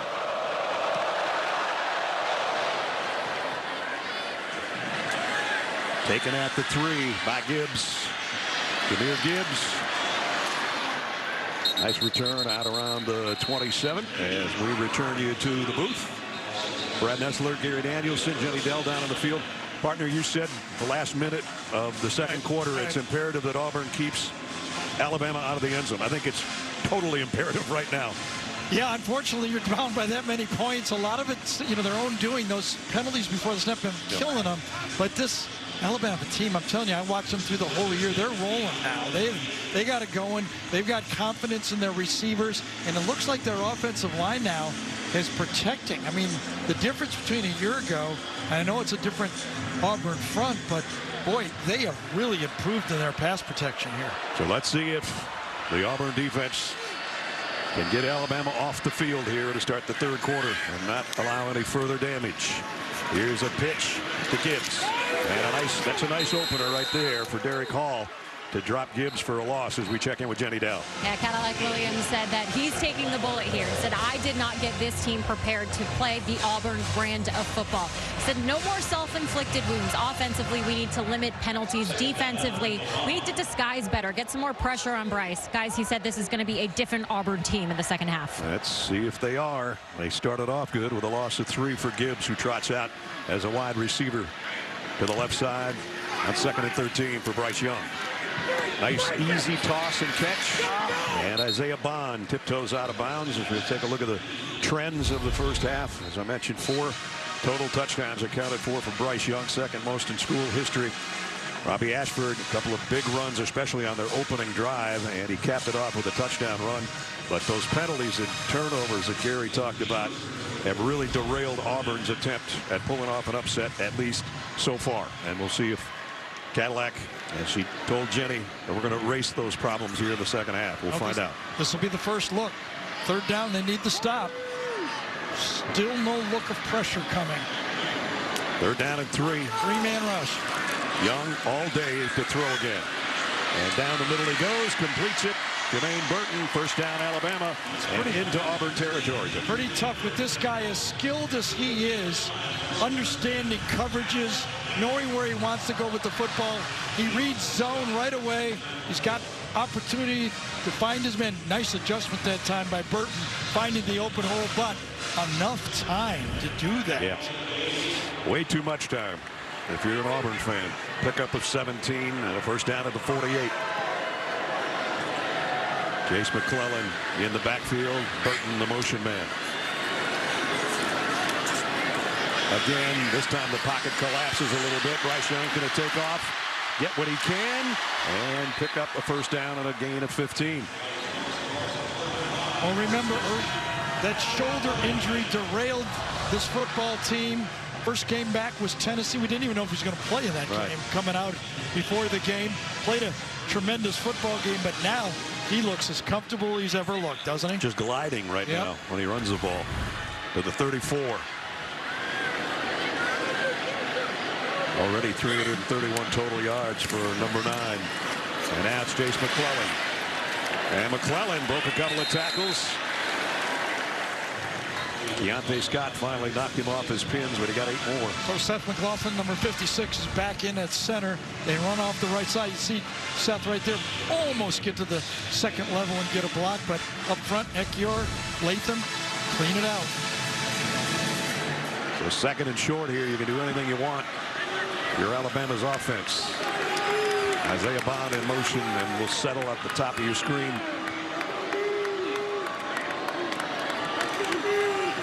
The quick throw off the RPO. First down to the 20. And he went out to Bond. Well, you have to believe the way Coach Saban, and he's always measuring his team to play the whole 60 minutes, but he understands the game. Part of the game of making the playoffs is style points. He wants to keep that pedal to the metal. He wants to throw, continue to score, and give a statement. Whatever it goes, however it ends, Alabama's playing their best football now. You want us in or not? They worked it in the red zone at the 19. First down.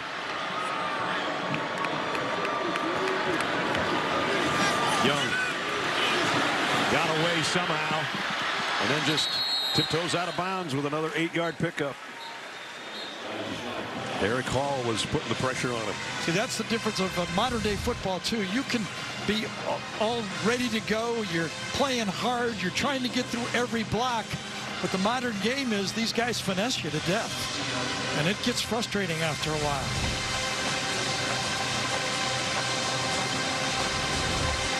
Eric Hall, after chasing and saying, I need a little help here. I got a breather. Chasing number 9 around. McClellan, first and goal at the 5. Boy, he does squirt through there pretty effectively, doesn't he? I mean, it looked like that was bottled up pretty tight. He just finds a little seam and picks up an extra 3 yards. Looked like he had maybe 1-2 yards and turns and spins his way forward. We'll mark it at the 6. First and goal. McClellan behind Young.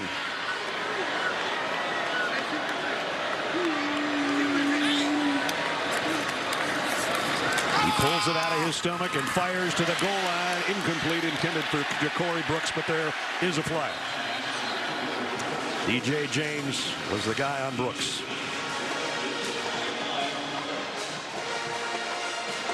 Well, there's no safety in the middle of the field right here, so Bryce Young knows it's man-to-man.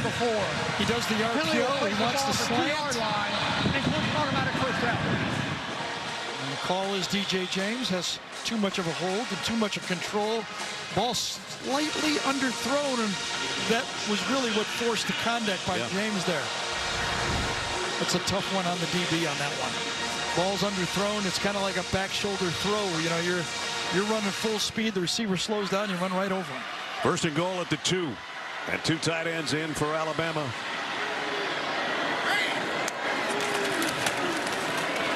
McClellan driving.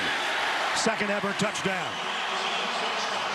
2 yards for number 2. And Alabama has another score.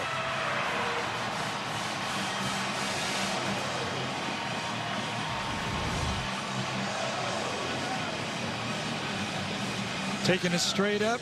Steen does a good job, just pushes out there inside. Cohen does a good job of getting to the next level. Really nobody to block, but that left side, 70 and 54, do the job, and McClellan just patiently trots in. 5-minute drive to open up the third quarter, and Will Records point after is good. 72 yards in 9 plays. A nice mix of runs, scrambles, passes, and Jace McClellan from 2 yards out. Michigan for the first time since 2000. Yes. The Platypus Trophy, huh, Zook?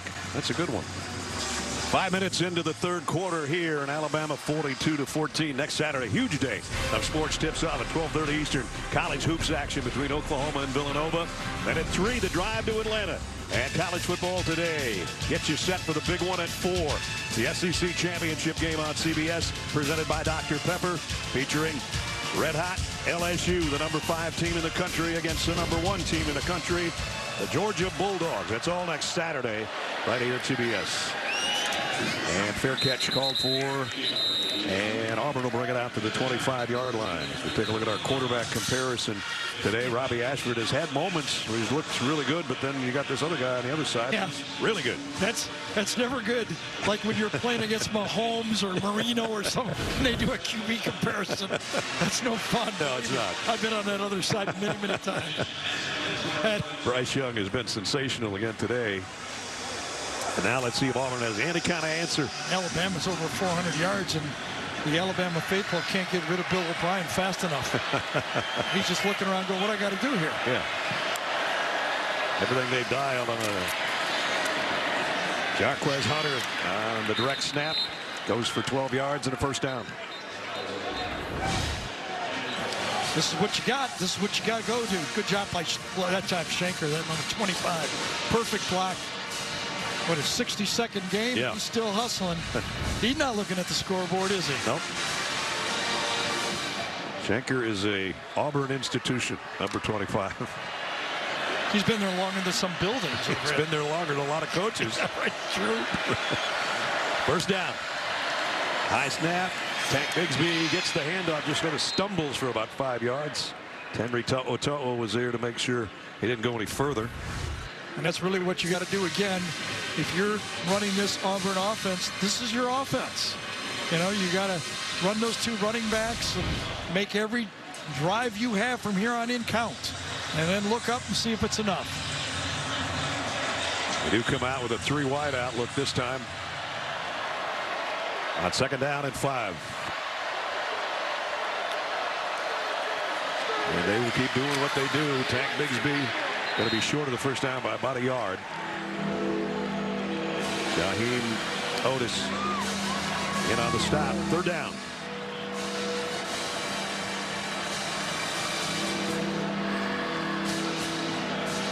Bring in an extra tight end. That's what the 2 backs have done so far today.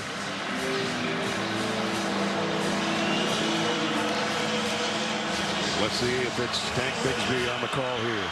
Ashford under center and Schnecker playing. They're going to come end around to Jarquez Hunter, and he's got an avenue. Jarquez Hunter inside the 30, still going down that sideline. He got all the way to the 10. Great run. Well-designed play and well executed. Boy, that's a short yardage play, and then their back pocket all the way, didn't they? DeMarcus Helms, number 2, is the only guy, and he's just trying to buy time here. One-on-one, and he's going, slow it down. Come on, where's everybody else? Where's everybody else? And finally, at the end of the play, I think it was Turner came over and helped with the tackle. Jarquez went 45 yards on that one, and it's 1st and goal, Auburn. At the 9.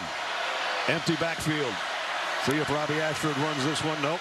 Just a good pitch to Bigsby, and he ran right into Dallas Turner. I mean, Dallas Turner ran him over at the 15. Yeah, he's and man on line of scrimmage over there. We saw him in the pass protection. They're coming right upfield this time. Defeats the block that time by inside by Zier and just gets back there and leaves. And he's limping. Yep. Dallas coming out after making a great play there and a loss of 5. So 2nd and goal now, but it's back at the 14-yard line. Yeah, and you're down here. You're not no more field goals. You got to go for touchdown.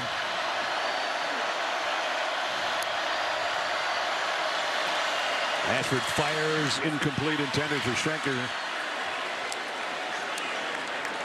Tried the wheel route again, this time with the tight end. Right side of the formation.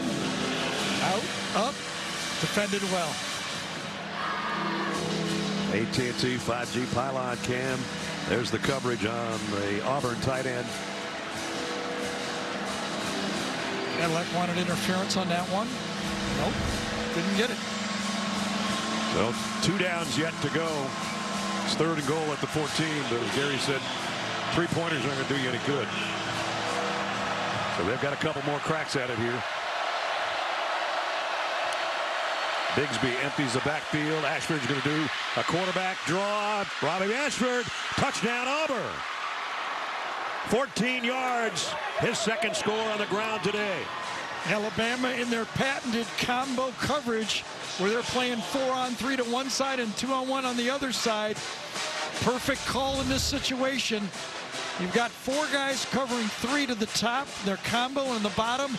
2 guys covering 1. That's a lot of space. Quarterback draw is the one they dial up. Get by the line of scrimmage. Easy picket. Robbie Ashford, great drive that time. Couple passes, that's all they threw? Extra point is good. So Ashford earlier today had a 24-yard touchdown run. Just capped off a 75-yard march in 7 plays with a 14-yard touchdown scamper. Auburn hanging in there with Alabama. Senior day here. Final appearance for his senior players who have gone 46-6 over their time in Tuscaloosa, looking for number 47 here today. They've won a couple SEC championships, a national championship. When they recruit everybody at Alabama, they say, you stick around and become a senior or stick around long enough, you'll win a national championship. They've got a lot of them here. Yeah, they do.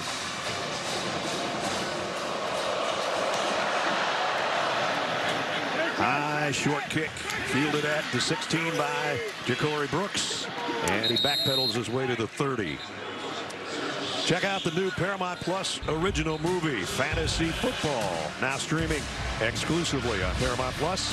Head to ParamountPlus.com/fantasyfootball to try it for free. Okay, the old theory for Auburn to stay in the game is one drive, one series at a time, but the defense needs to stop for that to even have a chance to work. It's really been one of the main problems of their defense, third down. Alabama's 5 for 7 on third down. Will they try some pressure? Will they go after Bryce Young and just man up and take whatever happens, happens?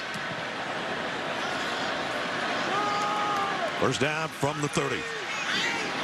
Boots at tight end in motion. Gonna whip it out to Ja'Cory Brooks. Brooks got about 9 as we check in with Jenny. Yeah, Colby Wooden getting this entire team motivated. He is not happy with where this game is going. Hall and Wooden being very vocal on the sideline before they just got into the game. The coaching staff telling Hall, just go get the ball right now, guys. Those two guys have played a lot of football for Auburn. Colby Wooden and Derek Hall from each end. There's Hall, number 29. They don't want to go out on a losing note in the Iron Bowl to their arch rivals. An upset win would put them in a bowl game, but they're a long ways from that, as Alabama's got 21 more than they do right now. McClellan. And Jace McClellan got about 4. Did you see J.C. Latham point out he's reading the safety blitz, so he's pointing out, telling them to move back around, just kind of letting everybody know what the assignments are. Part of it is on a running play, you're kind of the decoy. You're pointing out as if it's a pass play and you're just running the other way. Another 300-yard passing game for Bryce Young. And still a lot of football left in this one. McClellan, nice second effort run. Stood up finally by Owen Pappo, the captain, two-time captain, middle linebacker for the Auburn Tigers. And again, it's getting a little chippy down there. Frustration on one side that they're behind. Two-time captain, talk about Owen Pappo. That's only second time that's happened in fourth time that's happened in Auburn history. Yeah, injured a year ago, not in this football game, came back. We saw him early against Penn State. Remember that hit he had against Sean Clifford early in the game? He's a bruiser. Former 5-star, playing his best football, the Auburn people say. Cameron Latu, the tight end, was in motion, and the throw on a wheel route. Gibbs can't handle it, or he might have been gone. There was some open space out there for sure. And Gibbs knew he was going to be wide open with the blitz this time. As soon as he breaks, he knows he's got it. Nobody on him. And a perfect throw would have been a tough tackle to bring him down in a lot of open space. Bridges was the only one back there that had a chance on him. So third down and 6. That's the first. There's only been one time when Bryce Young hasn't converted while passing on third down. He's set to do it again. Got some pressure up the middle, but he is incomplete that time. Trayshawn Holden couldn't hold it. And Bryce Young said, that one's on me. First time this Auburn front has dialed an extra blitzer. They brought 5 this time. The 4-down lineman and the linebacker comes to make it just a little less time. Had to decide, had him open, but just hurried Bryce Young just a bit, and they got the third down stop. So James Burnham in to punt. Auburn's going to get it back. Trailing by 3 scores. But they scored the last time they had it after a 75-yard drive. And picked up at the 10-yard line, and saving some yardage there and picking up about 10 on the return was Keontae Scott. Confident guy. He's still saying never touch the last one. The other ball. That one he scooped up and got it out to the 20. That's how you touch it.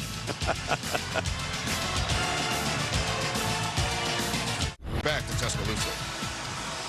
How'd you do in the old Oaken bucket, Gare? We were 2-1.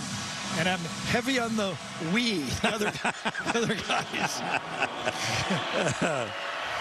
That would be a feather in the cap of the Boilers if they are in the Big Ten championship game. That's pretty good. Here comes Tank Bigsby. As we approach the 4-minute mark. Invesco brings you today's Scholar Athletes.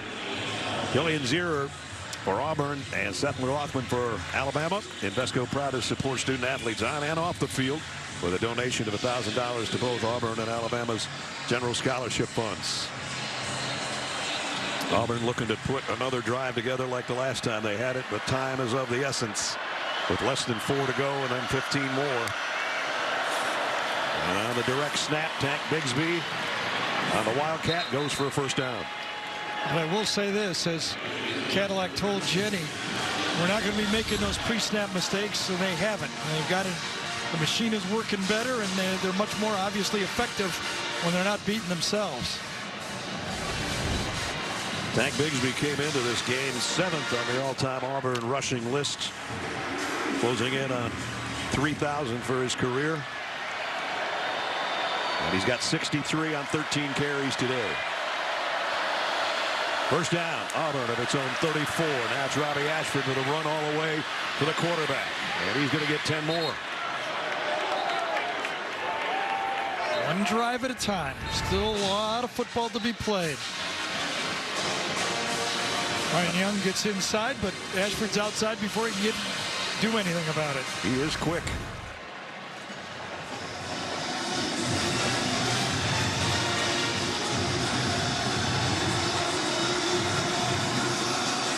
First down from the 44.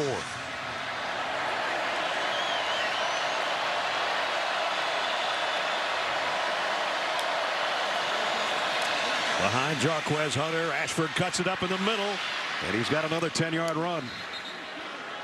Jenny Dell with an injury update for us. Alabama without linebacker Dallas Turner right now. He came off the field limping, spent 5 minutes in the injury tent, and is on the bike. Jalen Moody just came over and said, keep moving on the bike. Don't let it get still. Guys, it's a lower body injury. He is questionable to return. Yeah, he did it on a nice play, too, where he made the tackle. Right.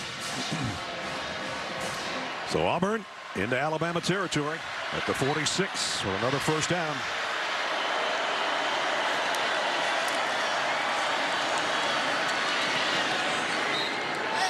And again, Hunter with To'o bringing him down. Henry To'o finishing out his career tonight. Saw him senior day. Ends up making the tackle late. Came in with 81 tackles. He had 9 in this game last year. Of course, started his career at Tennessee, so we've seen him be a star at 2 different SEC schools. Yep.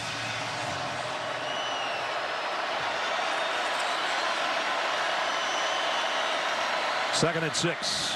They need to get to the 36 for a first down. Ashford wants to throw this time, and he's going deep, middle, too far in front of Omari Kelly. It was a pretty good matchup that time for Auburn. Kelly on Brian Branch, a hybrid, strong safety, star player that plays the slot. But if you're going to go against a man-to-man player, that's who I would pick. Got him one-on-one, no help, post, just a bit overthrown. So now a huge third down right here. Henry To'oTo'o's got a cut above his nose on that last tackle he made.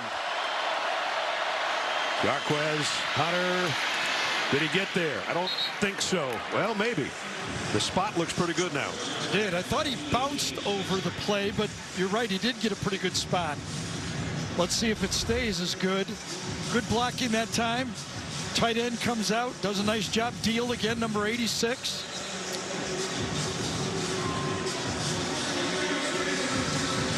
Yeah, I thought he bounced across and was just short of the yellow line, if that's accurate. Then I saw the official come down the line, and they have already moved the chains. I think they go back, though. Yeah. Under review. Right about there, his elbows down. I think he's a good half yard short.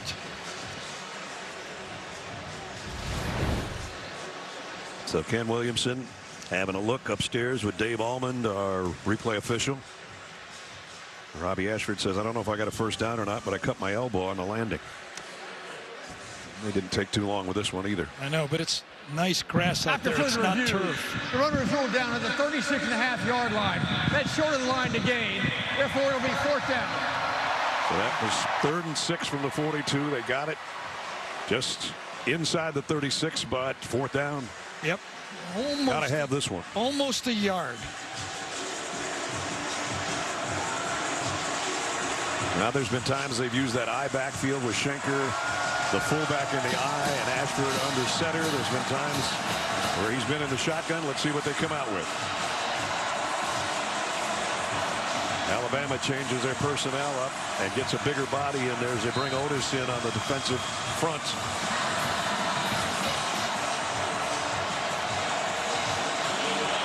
And they come up with a loaded backfield. They fake it. Ashford going to try to get to the corner, and he got there and then some. Man, he's got wheels, doesn't he? Yeah, he does. At first, I thought that Alabama had this outflanked, and it would be a tough run because Brian Branch at the bottom gets caught up, but inside out, no one can get there. Yeah, Deontay Lawson just couldn't make up the ground because number 9's too fast on that edge. So first down, Auburn. They keep the drive alive.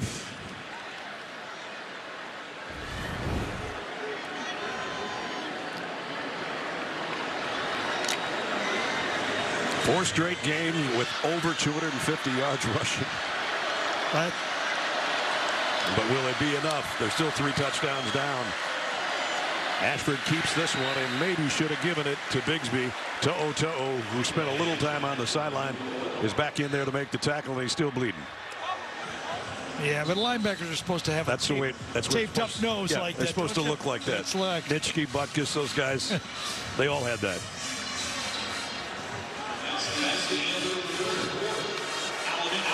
Maybe a new Band-Aid during the timeout that's ended the 3rd quarter. The lights will go out.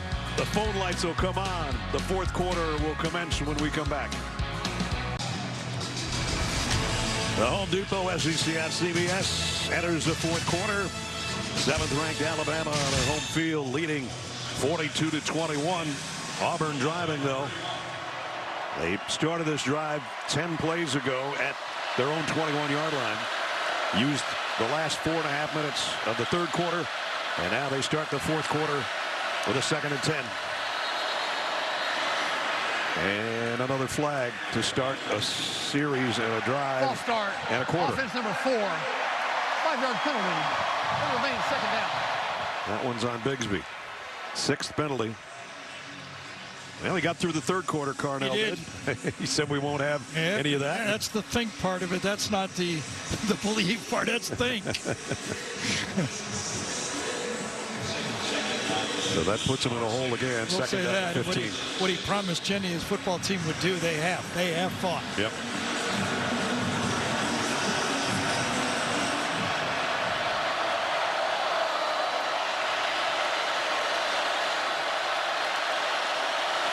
The toss, trying to find the handles. Bigsby. By the time he found it, he's run out of bounds and about a half-yard loss.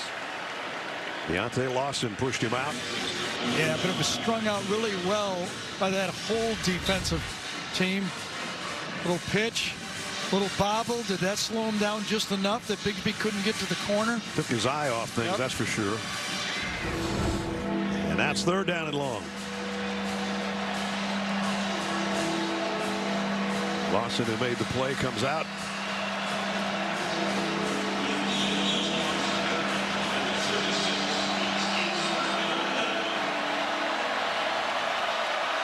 Big 3rd down for Auburn. Ashford, quarterback draw. He found a seam somehow. Not to the 1st down marker yet. He's about 3 yards shy, but I think there's a face mask at the end of the play, and that'll give him a 1st down. Boy, Will Anderson flashed inside very quickly. I don't even know if it was a quarterback draw, Ness. I'm not sure because Will Anderson got in there so fast he had to run. Penalty's going to be on Brian Branch. Personal foul. Face mask. Defense number 14. Wow. 3rd After and this very goal, long. and an automatic 1st down. It's at the end of the play when he's trying to backpedal for the last 3 yards, and Branch just grabs him by the face mask to bring him down. Will Anderson, top of the screen. Watch him flash in. I guess it was a called quarterback draw. You're right. It happened so fast. I thought Will flashed him so quickly. Boy. 3rd and 15, quarterback draw. And now Wildcat. Another one. And this is going to be on Schenker, I think. Uh-oh.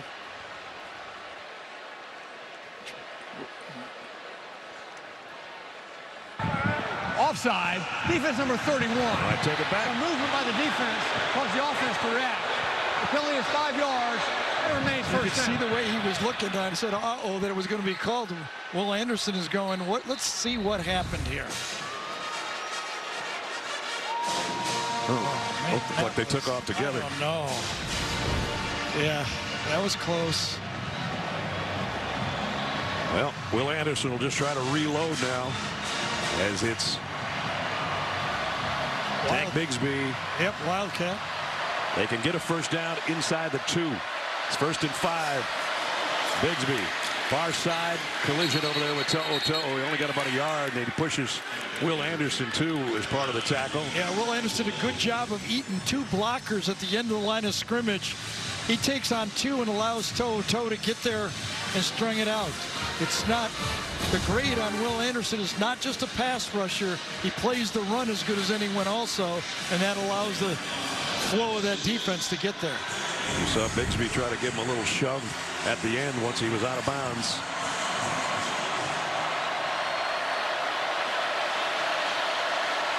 Second and 5. Low snap. And down on one knee to handle it is Ashford at the 10. Oh, boy. Going to drive you crazy, whether you're an interim coach or not. I think Cadillac afterwards were going, this head coaching drives you crazy, right? Holy cow. Well, the snap was not good. But catchable just to his left a bit and then got run over by Tank. Cadillac dying with every play. Remember, Auburn can get a first down at the 2-yard line.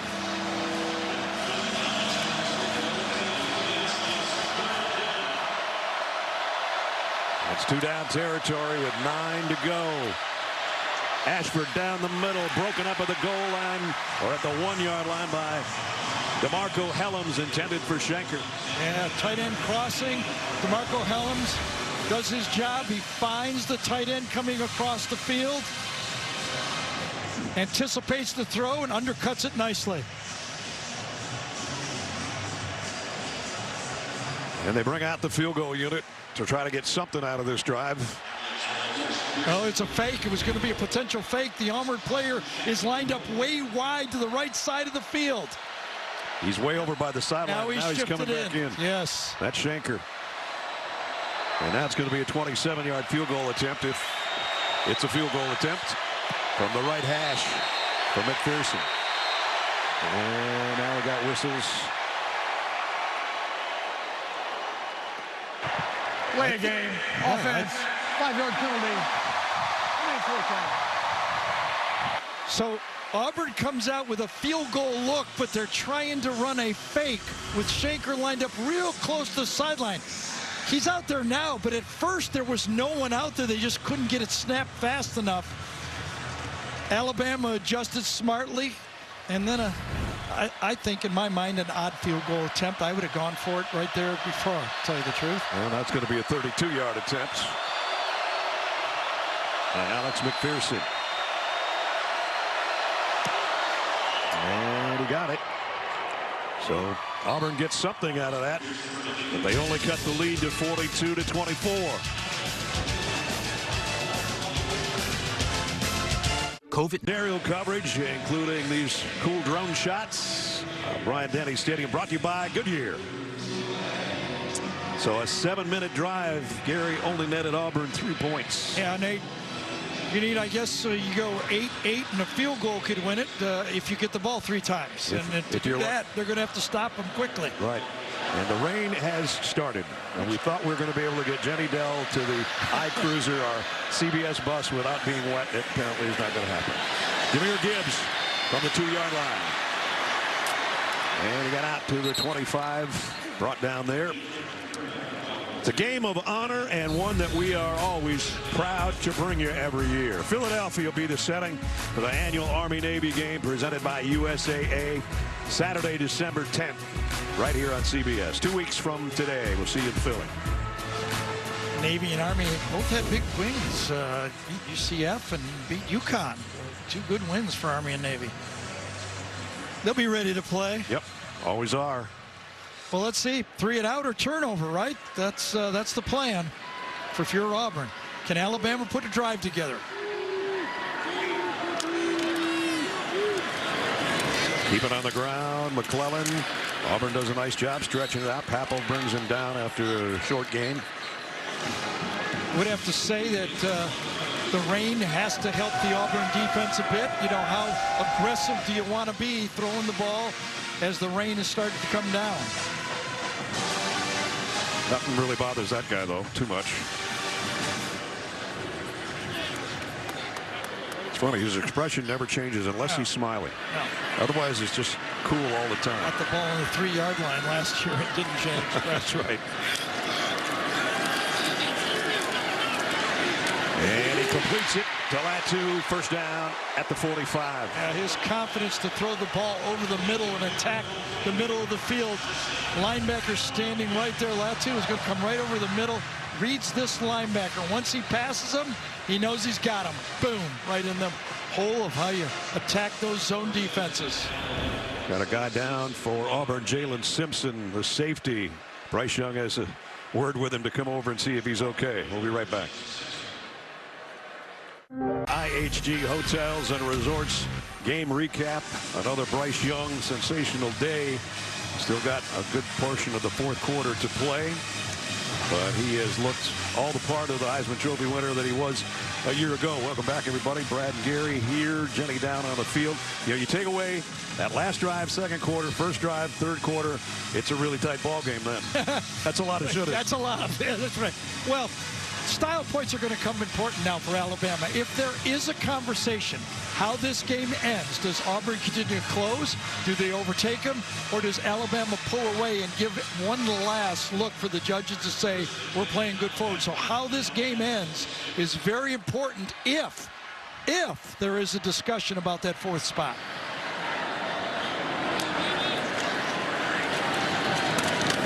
Gibbs gets into Auburn territory to the 49. You're talking about what is the path? Well, the chaos theory, this is the kind of things that would have to happen. Clemson already lost today. Alabama's got to win this one. Right. And USC's got to lose either the Notre Dame or the Pac-12 title. LSU's got to lose to A&M tonight, or maybe to Georgia in the championship game next week. And right now, TCU's doing their business. They still got the Big 12 championship to And there play. was a thought that, you know, if Clemson won out, they could bypass Alabama. That's not going to happen. Nope. So that's one of the things that has happened in Alabama's favor. So that's what we were talking about earlier today when we said there's still a possibility. I'm not sure. Both have had good long seasons, just one loss. Bama's had 2. Their argument is 2, last play of the game. Right. 4 points, 2 games, last play. Coach Saban usually doesn't say that kind of stuff, but he did say that to us the other day. Young, and a wheel route out to his tight end again, a big fella. Oots, Robbie Oots, getting some work today, number 45. Again, this was a home run call, though, by Bill O'Ryan. He wanted to go deep and throw it, but he trusts the quarterback. If it's not there, do not give me a bad play. Covered well enough, drops it off, positive play. You'll get more and more home run calls if, when it's called, you bail out the play caller and don't make it a disaster. Got it to the 30-yard line. And now 9.5 to go. Little delay by McClellan, and he weaves his way for 5 more yards. Cam Riley with the tackle. I mean, it does appear as we just continue this talk, as we hope right there, past John Parker Wilson. He's past the 8,000 mark. He's got 75 touchdown throws. Does have a year left if he wants to come back and get AJ. Okay. Exactly. Or he could. Don't see that happening. But well, as we said at the open of the show, they're juniors, he and Will Anderson, but we anticipate that they'll be playing at the next level next year. Jahmyr Gibbs. Oh, nice tackle. Sure was. Good stop by Caleb Wooden. Looked like Gibbs had a clear path. Ekiyor gets a good block inside. Laughlin does, but you wrapped up. Good arms. Don't just throw the body, bring your arms. Oh, Colby Wooden and now Caleb Wooden from the secondary with a nice stop. 3rd down and 3. Need to get to the 20-yard line. A lot of space at the top up there, one-on-one.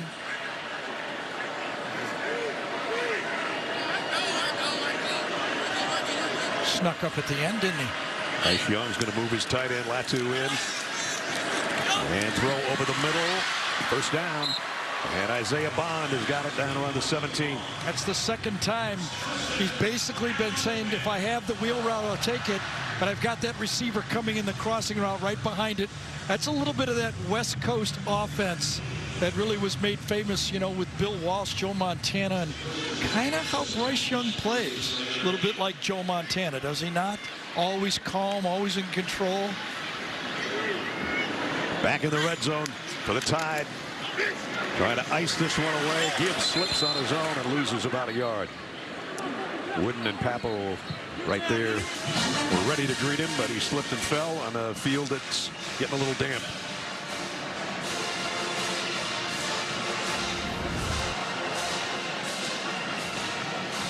Gets to the edge. Pappo's right there. Not going to get around him, is he? And when he tries to cut, right out from under him. And now we're down approaching the 7-minute mark.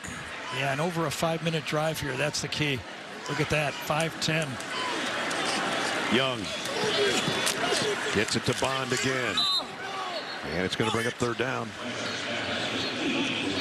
And a flag.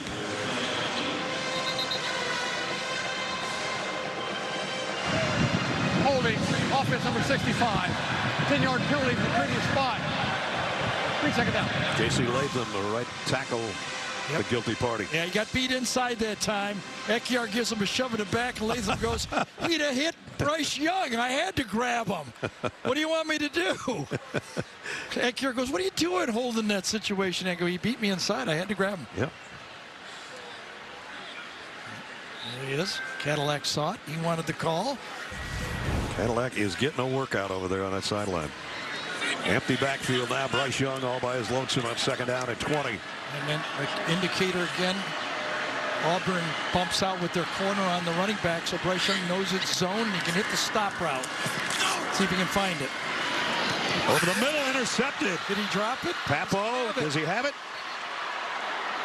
The umpire says he does. First mistake today for Bryce Young. Yeah, I don't know if it hit the ground or not. I thought I saw the ball move. Let's see. Pappo wins the battle. Does he make the catch? Can't see anything there, can you? He's doing a great job of covering it, Yes. I'll tell you that much. Let's see from this angle. Do we see the ball go down and hit the ground? His elbows and hands are under it. I think he's got it. Well, a little it movement turned. right there. Yeah, the ball turned. Right at the end. Hit the ground, and then the ball turned. He has to control it through the ground. And they're going to take a look at it. We'll take a look at it, too, and let you know when we come back. Gene Steratore Big call. after this call. Going on the field stands. 1st down, Auburn. Okay.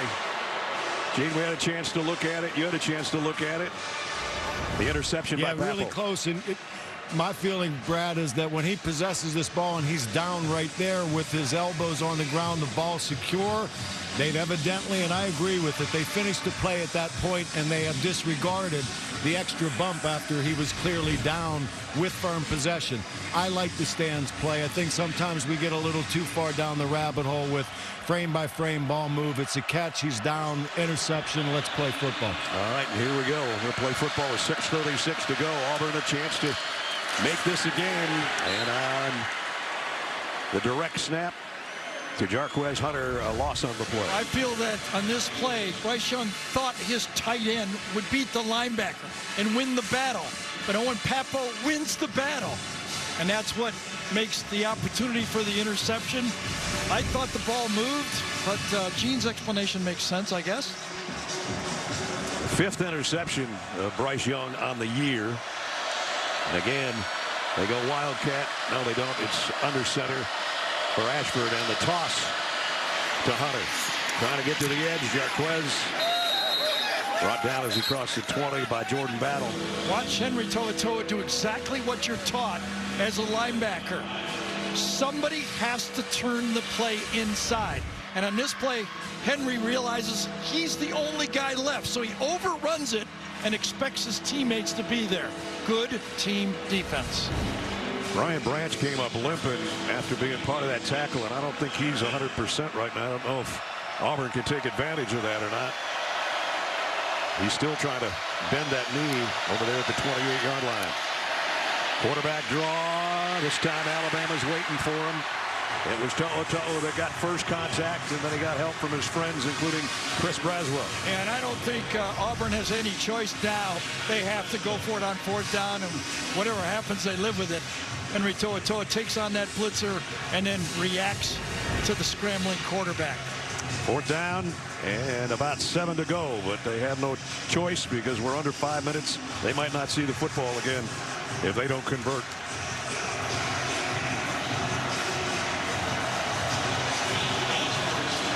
Nick Saban's going to take a timeout, I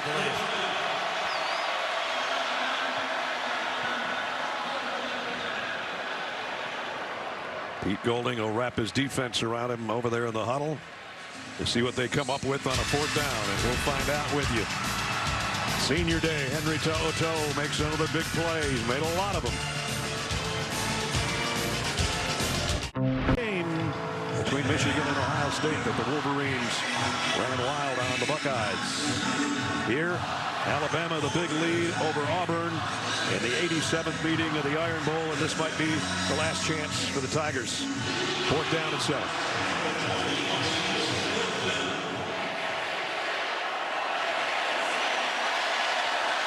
Robbie Ashford's going to face a blitz, it looks like here. Here they come. I think Alabama's got. And the ball is out. Ashford picks it up.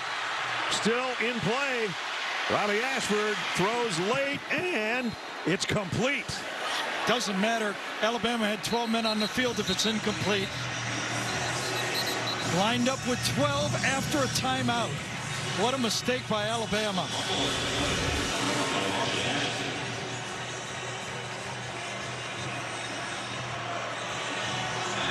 A remarkable job by Ashford just to keep the thing alive. And the officials with a conference over at the 25-yard line. Here's the call.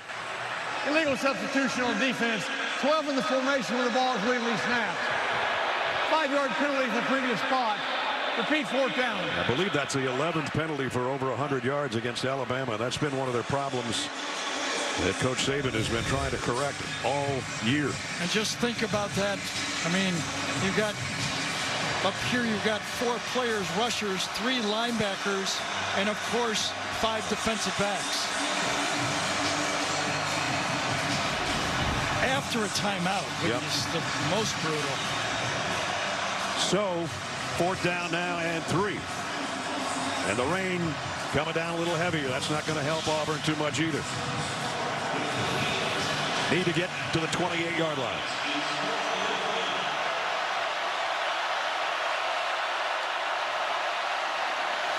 The run by Ashford, and he's got it.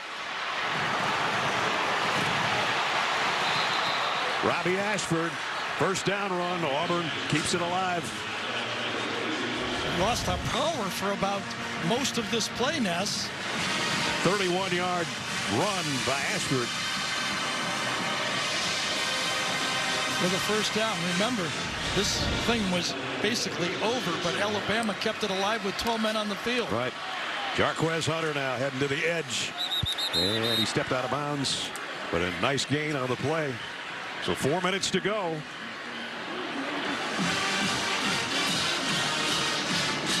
Auburn not giving up.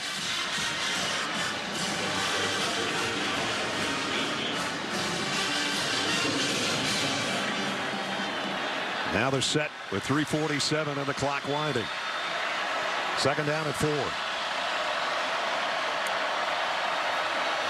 Ashford throws complete to the 25, and backpedaling out of bounds is Shedrick Jackson. I'll tell you, Robbie Ashford has had a decent day throwing the ball. Yep. There's a lot to, build on going forward for this guy. a bright future ahead of him. He's got a lot of skill. He's a big-time competitor. He gets better as a passer. Wants to dump one over the middle of Jarquez Hunter. Hunter trying to get away and did. And got about 9 before To'o landed on him. You know, and that's what I was surprised about is the Alabama coaches knew they had 12 men on the field. Why they just didn't burn another timeout. College ball, you are allowed to go back-to-back timeouts. We've seen it on field goal tries. They could have bought themselves the mistake and got out of it.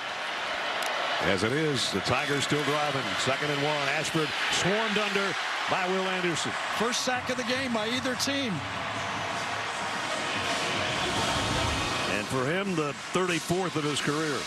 Will Anderson pushed his guy. Actually, he shoved Shearer back into him and actually sacked him before Will Anderson touched him. That was great bull rush by Will Anderson. He got all the moves, the spin, the speed, and the bull rush. 3rd down and 7. Clock moving.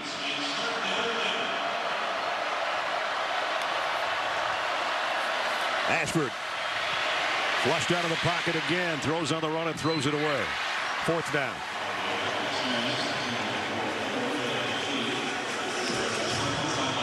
So they picked up a 4th down on Ashford's run. Now they've got 7 more to go to try to keep this football game going. So the mistake that last time for Alabama is one group of players thought it was a 3-man line. It ended up being a 4-man line. Now they've got this defense back out there with 6 defensive backs. Last time they had 6 defensive backs with 4 defensive linemen. This time they're doing 3-2-6. They got it right. 4th down in the ball game. And the play clock down to 1 second. Did they get it off? I don't think so. I think Auburn called the timeout. Timeout, Auburn. Would not have got it off. Just before the snap, Cadillac Williams called timeout.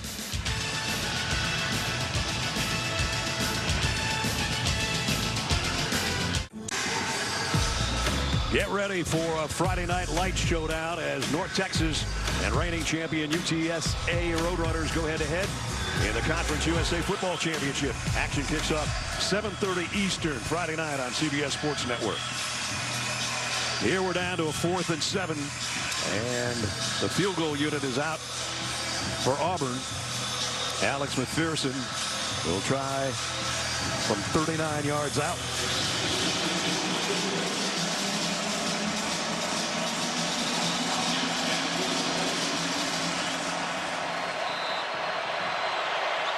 Again, with the rain coming down, see if McPherson can knock this home. To cut into the lead a little bit more. And he does. That makes it 42-27. Still 2 minutes and change remaining. Before we're done today, we'll have the play of the game presented by Jersey Mike Subs. Well, they got 3 points out of a 4.5-minute drive that went 60 yards. It's a 2-score game, and we know what's coming here. Big hop right to Ja'Cory Brooks, and he might take it out of bounds. On the hop, one of his better catches of the day. Well, you saw the strategy employed by Auburn and Cadillac Williams. They wanted to get the 3 onside kick and score 2 more times. You know, I mean, everybody's got their way of doing it. I would have gone for no field. I would have tried the field goal on either last 2 of possessions for Auburn. They just picked up 31 yards on the last 4th down play that they ran. I thought they should have gone for it both times. And now Auburn can only stop it twice.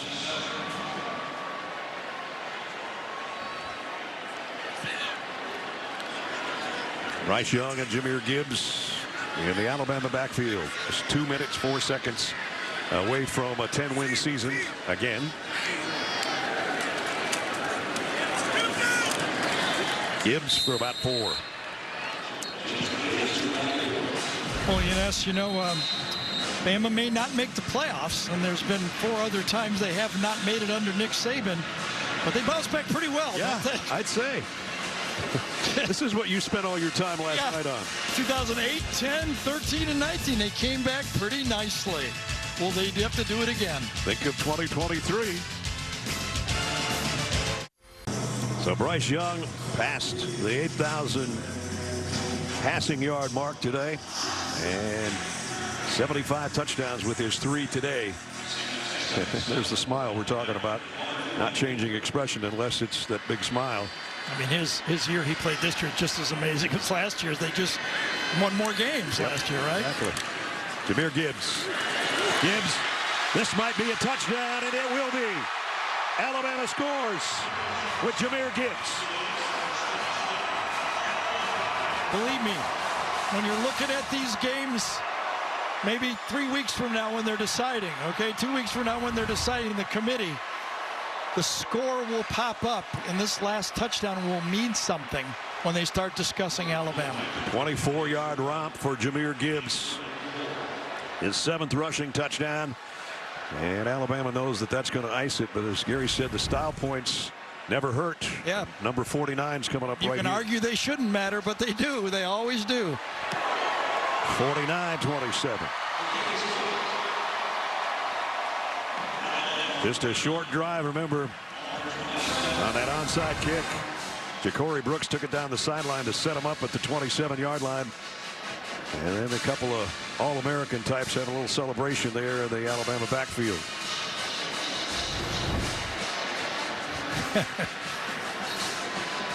They've won a lot of games, and Nick has said to us when he came in, we lost 2 games last play. Okay? Right. They won 3 games last play, too. That's true. But when you come to Alabama, maybe it's not fair to judge, but that's what you judge Alabama by, playing for a national championship. That's why every guy came to this program, to get in the hunt to play for the national championship.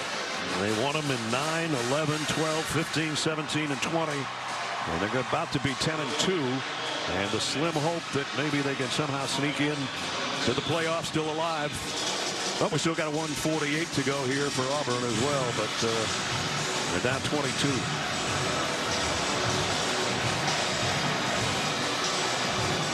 So I think the Auburn fan is proud of how they played this game. Should be. Very proud of Cadillac Williams, as we said in the open, what he brought.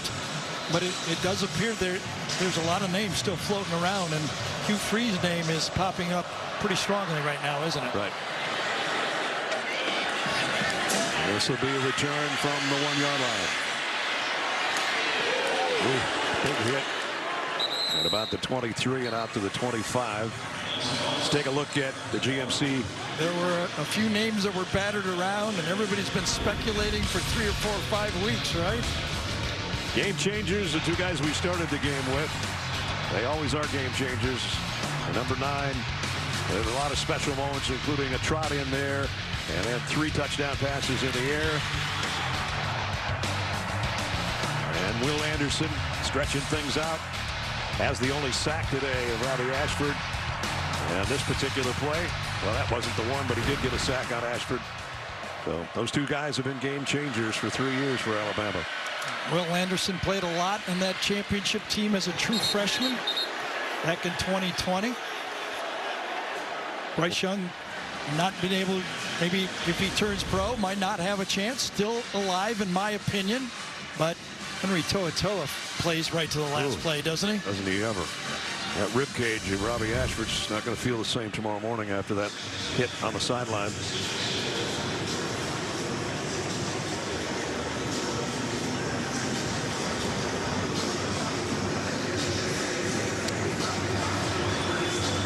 Second down and 9.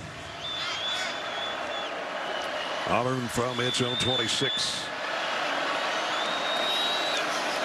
Here's the end around to Hunter, trying to find a place to cut back to, and does.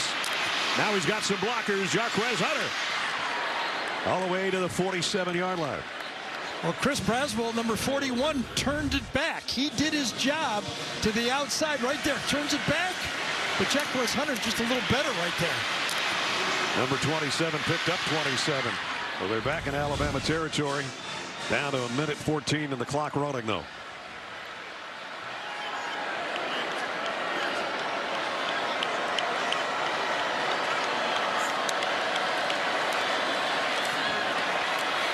Ashford.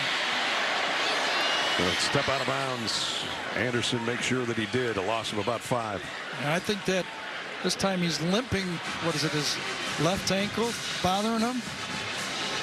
Took a hit in the rib cage from Henry To'oTo'o, and now it's left ankle. Has carried the ball, what is a runner, 16 times. Throwing 22 times. He's been a big part of the offense. Sure has. Now we're under a minute. Auburn only has 1 timeout remaining.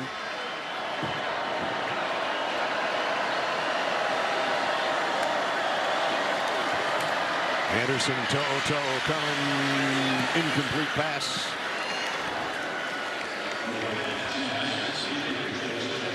Anderson was getting the heat again on that left side that time. And To'oTo'o was coming from the right. There they are. Yeah, Will Anderson, he knows one speed as well, doesn't he? Even in practice, he knows one speed. Since the day he walked on campus.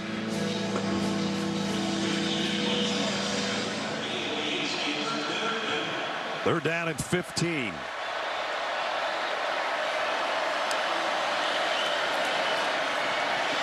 Ashford goes down again. To'oTo'o is the final guy to clean up.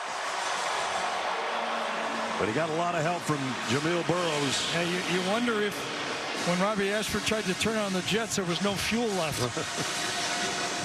Because he's a hurting puppy right now. 4-man rush with the spy. Overwhelms him and nowhere to go. That was Burrows, number 98. They got a hand on him, and then number 10 cleaned up. And it looks like that's going to be the ball game.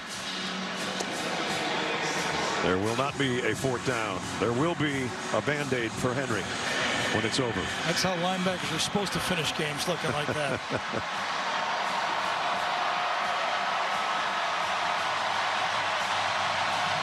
Well, the clock stopped with 5 seconds. Celebration begins at Bryant-Denny Stadium. For a lot of the seniors who won't see this field again, and probably some juniors who won't see this field again. And there's the wave.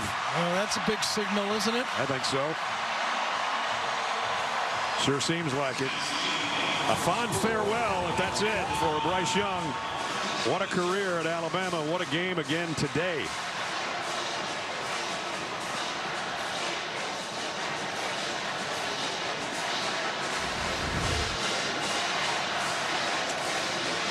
And Will Anderson celebrating with his defensive teammates. And another 10-win season for Alabama.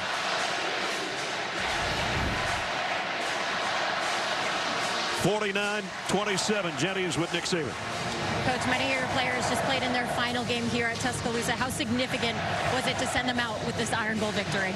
Well, I'm so happy for our players. You know, they played hard in this game. You know, these guys did a good job of running the ball against us, but our guys competed. The offense did a great job. I'm so happy for our fans. You know, this is a big thing in Alabama. So winning the Iron Bowl was really something special. These guys won 10 games this year, which I think this is about the 15th year in a row. So I'm proud of them. I'm happy for them. I just can't say enough about what they've done to come back and win these last games after, you know, we had a disappointment. You talked about the guy right next to you, Bryce Young, Will Anderson. They're generational type players. What kind of legacies have they created here at Alabama? Well, he did a great job. I mean, he's done a great job as a quarterback, but he's done a great job as a person. He's done a great job as an ambassador for the university. I mean, I just love this guy. All right, if the dominoes continue to fall on your way, do you think Alabama deserves to be in the college football playoffs? Well, you know, that's not for me to say. I love our team. I wish we had the opportunity, but, you know, hopefully we'll get one. We'll see. Thank you for your time, Coach. All right, going over here, Bryce Young. How were you able to lead this team to such a strong Iron Bowl victory? You know, this meant a lot to us as a team. Again, it being the Iron Bowl, this is big in the state. It's big for us. We take a lot of pride in it. But I just lean on the guys around me. You know, those guys pick me up. I try to pick them up, and we feed off each other. We play for each other. We show up at the facility for each other every day, and it was just leaning on each other throughout the game. If you don't get the opportunity to play in the college football playoffs, is this the last time that we're going to be seeing you in an Alabama jersey? That's not something I've thought about yet. I just try to live in the moment, attack each day as I've been. And right now, we have the 24-hour rule, so I'm just happy we pulled this one out. Something that I'm sure you have thought about is just how much that these fans mean to you. We do know that this is your last game here at Tuscaloosa this season. So what is your message to these fans? I'm eternally grateful. You know, the fans, me coming from across the country and everyone welcoming me with open arms, the support I get each and every day. Being out here, this environment is the best environment in college football. So being able to play under these lights of Bryant Denny has meant the world to me, and I'm forever indebted to Alabama. Congratulations on the victory. Thank you.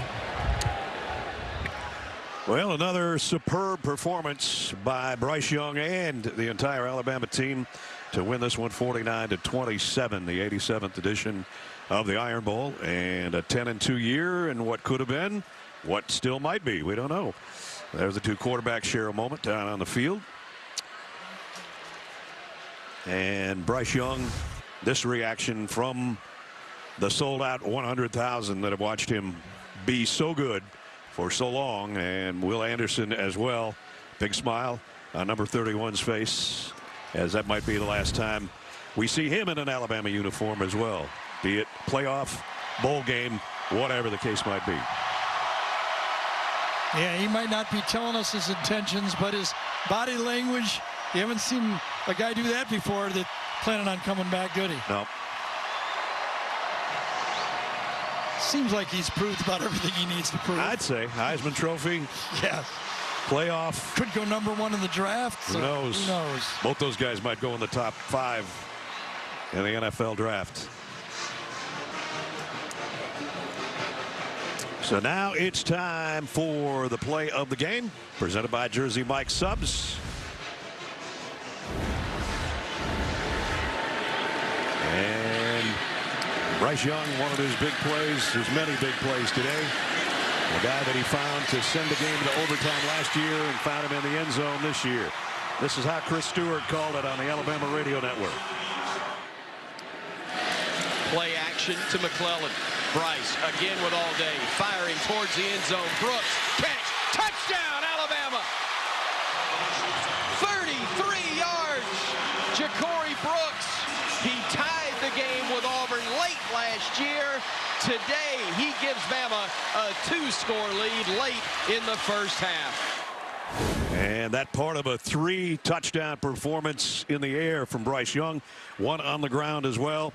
And the 87th Iron Bowl is a final. Alabama wins it 49-27. And the season will end for Auburn. Alabama will be heading to a bowl game, and who knows, maybe something bigger than that. Well, I mean, this is a team that maybe if they had not gotten their quarterback hurt would look a lot different. He's healthy now. It's going to be up to a committee to decide 2 losses versus some 1-loss team. We will see. We will see. And that will be somebody else's job to determine that. We can only bring it to you, what we can bring to you. And what we brought you was an Alabama victory today, 49-27. For Gary, Jenny Dell, Gene Steratore, our entire CBS crew, Brad Nessler saying so long from Tuscaloosa. The Tide wins it at home, 49-27. We'll get you back to Adam Zucker and company for the college football postgame show presented by Rocket Mortgage after these messages. See you in Atlanta next Saturday for the SEC title.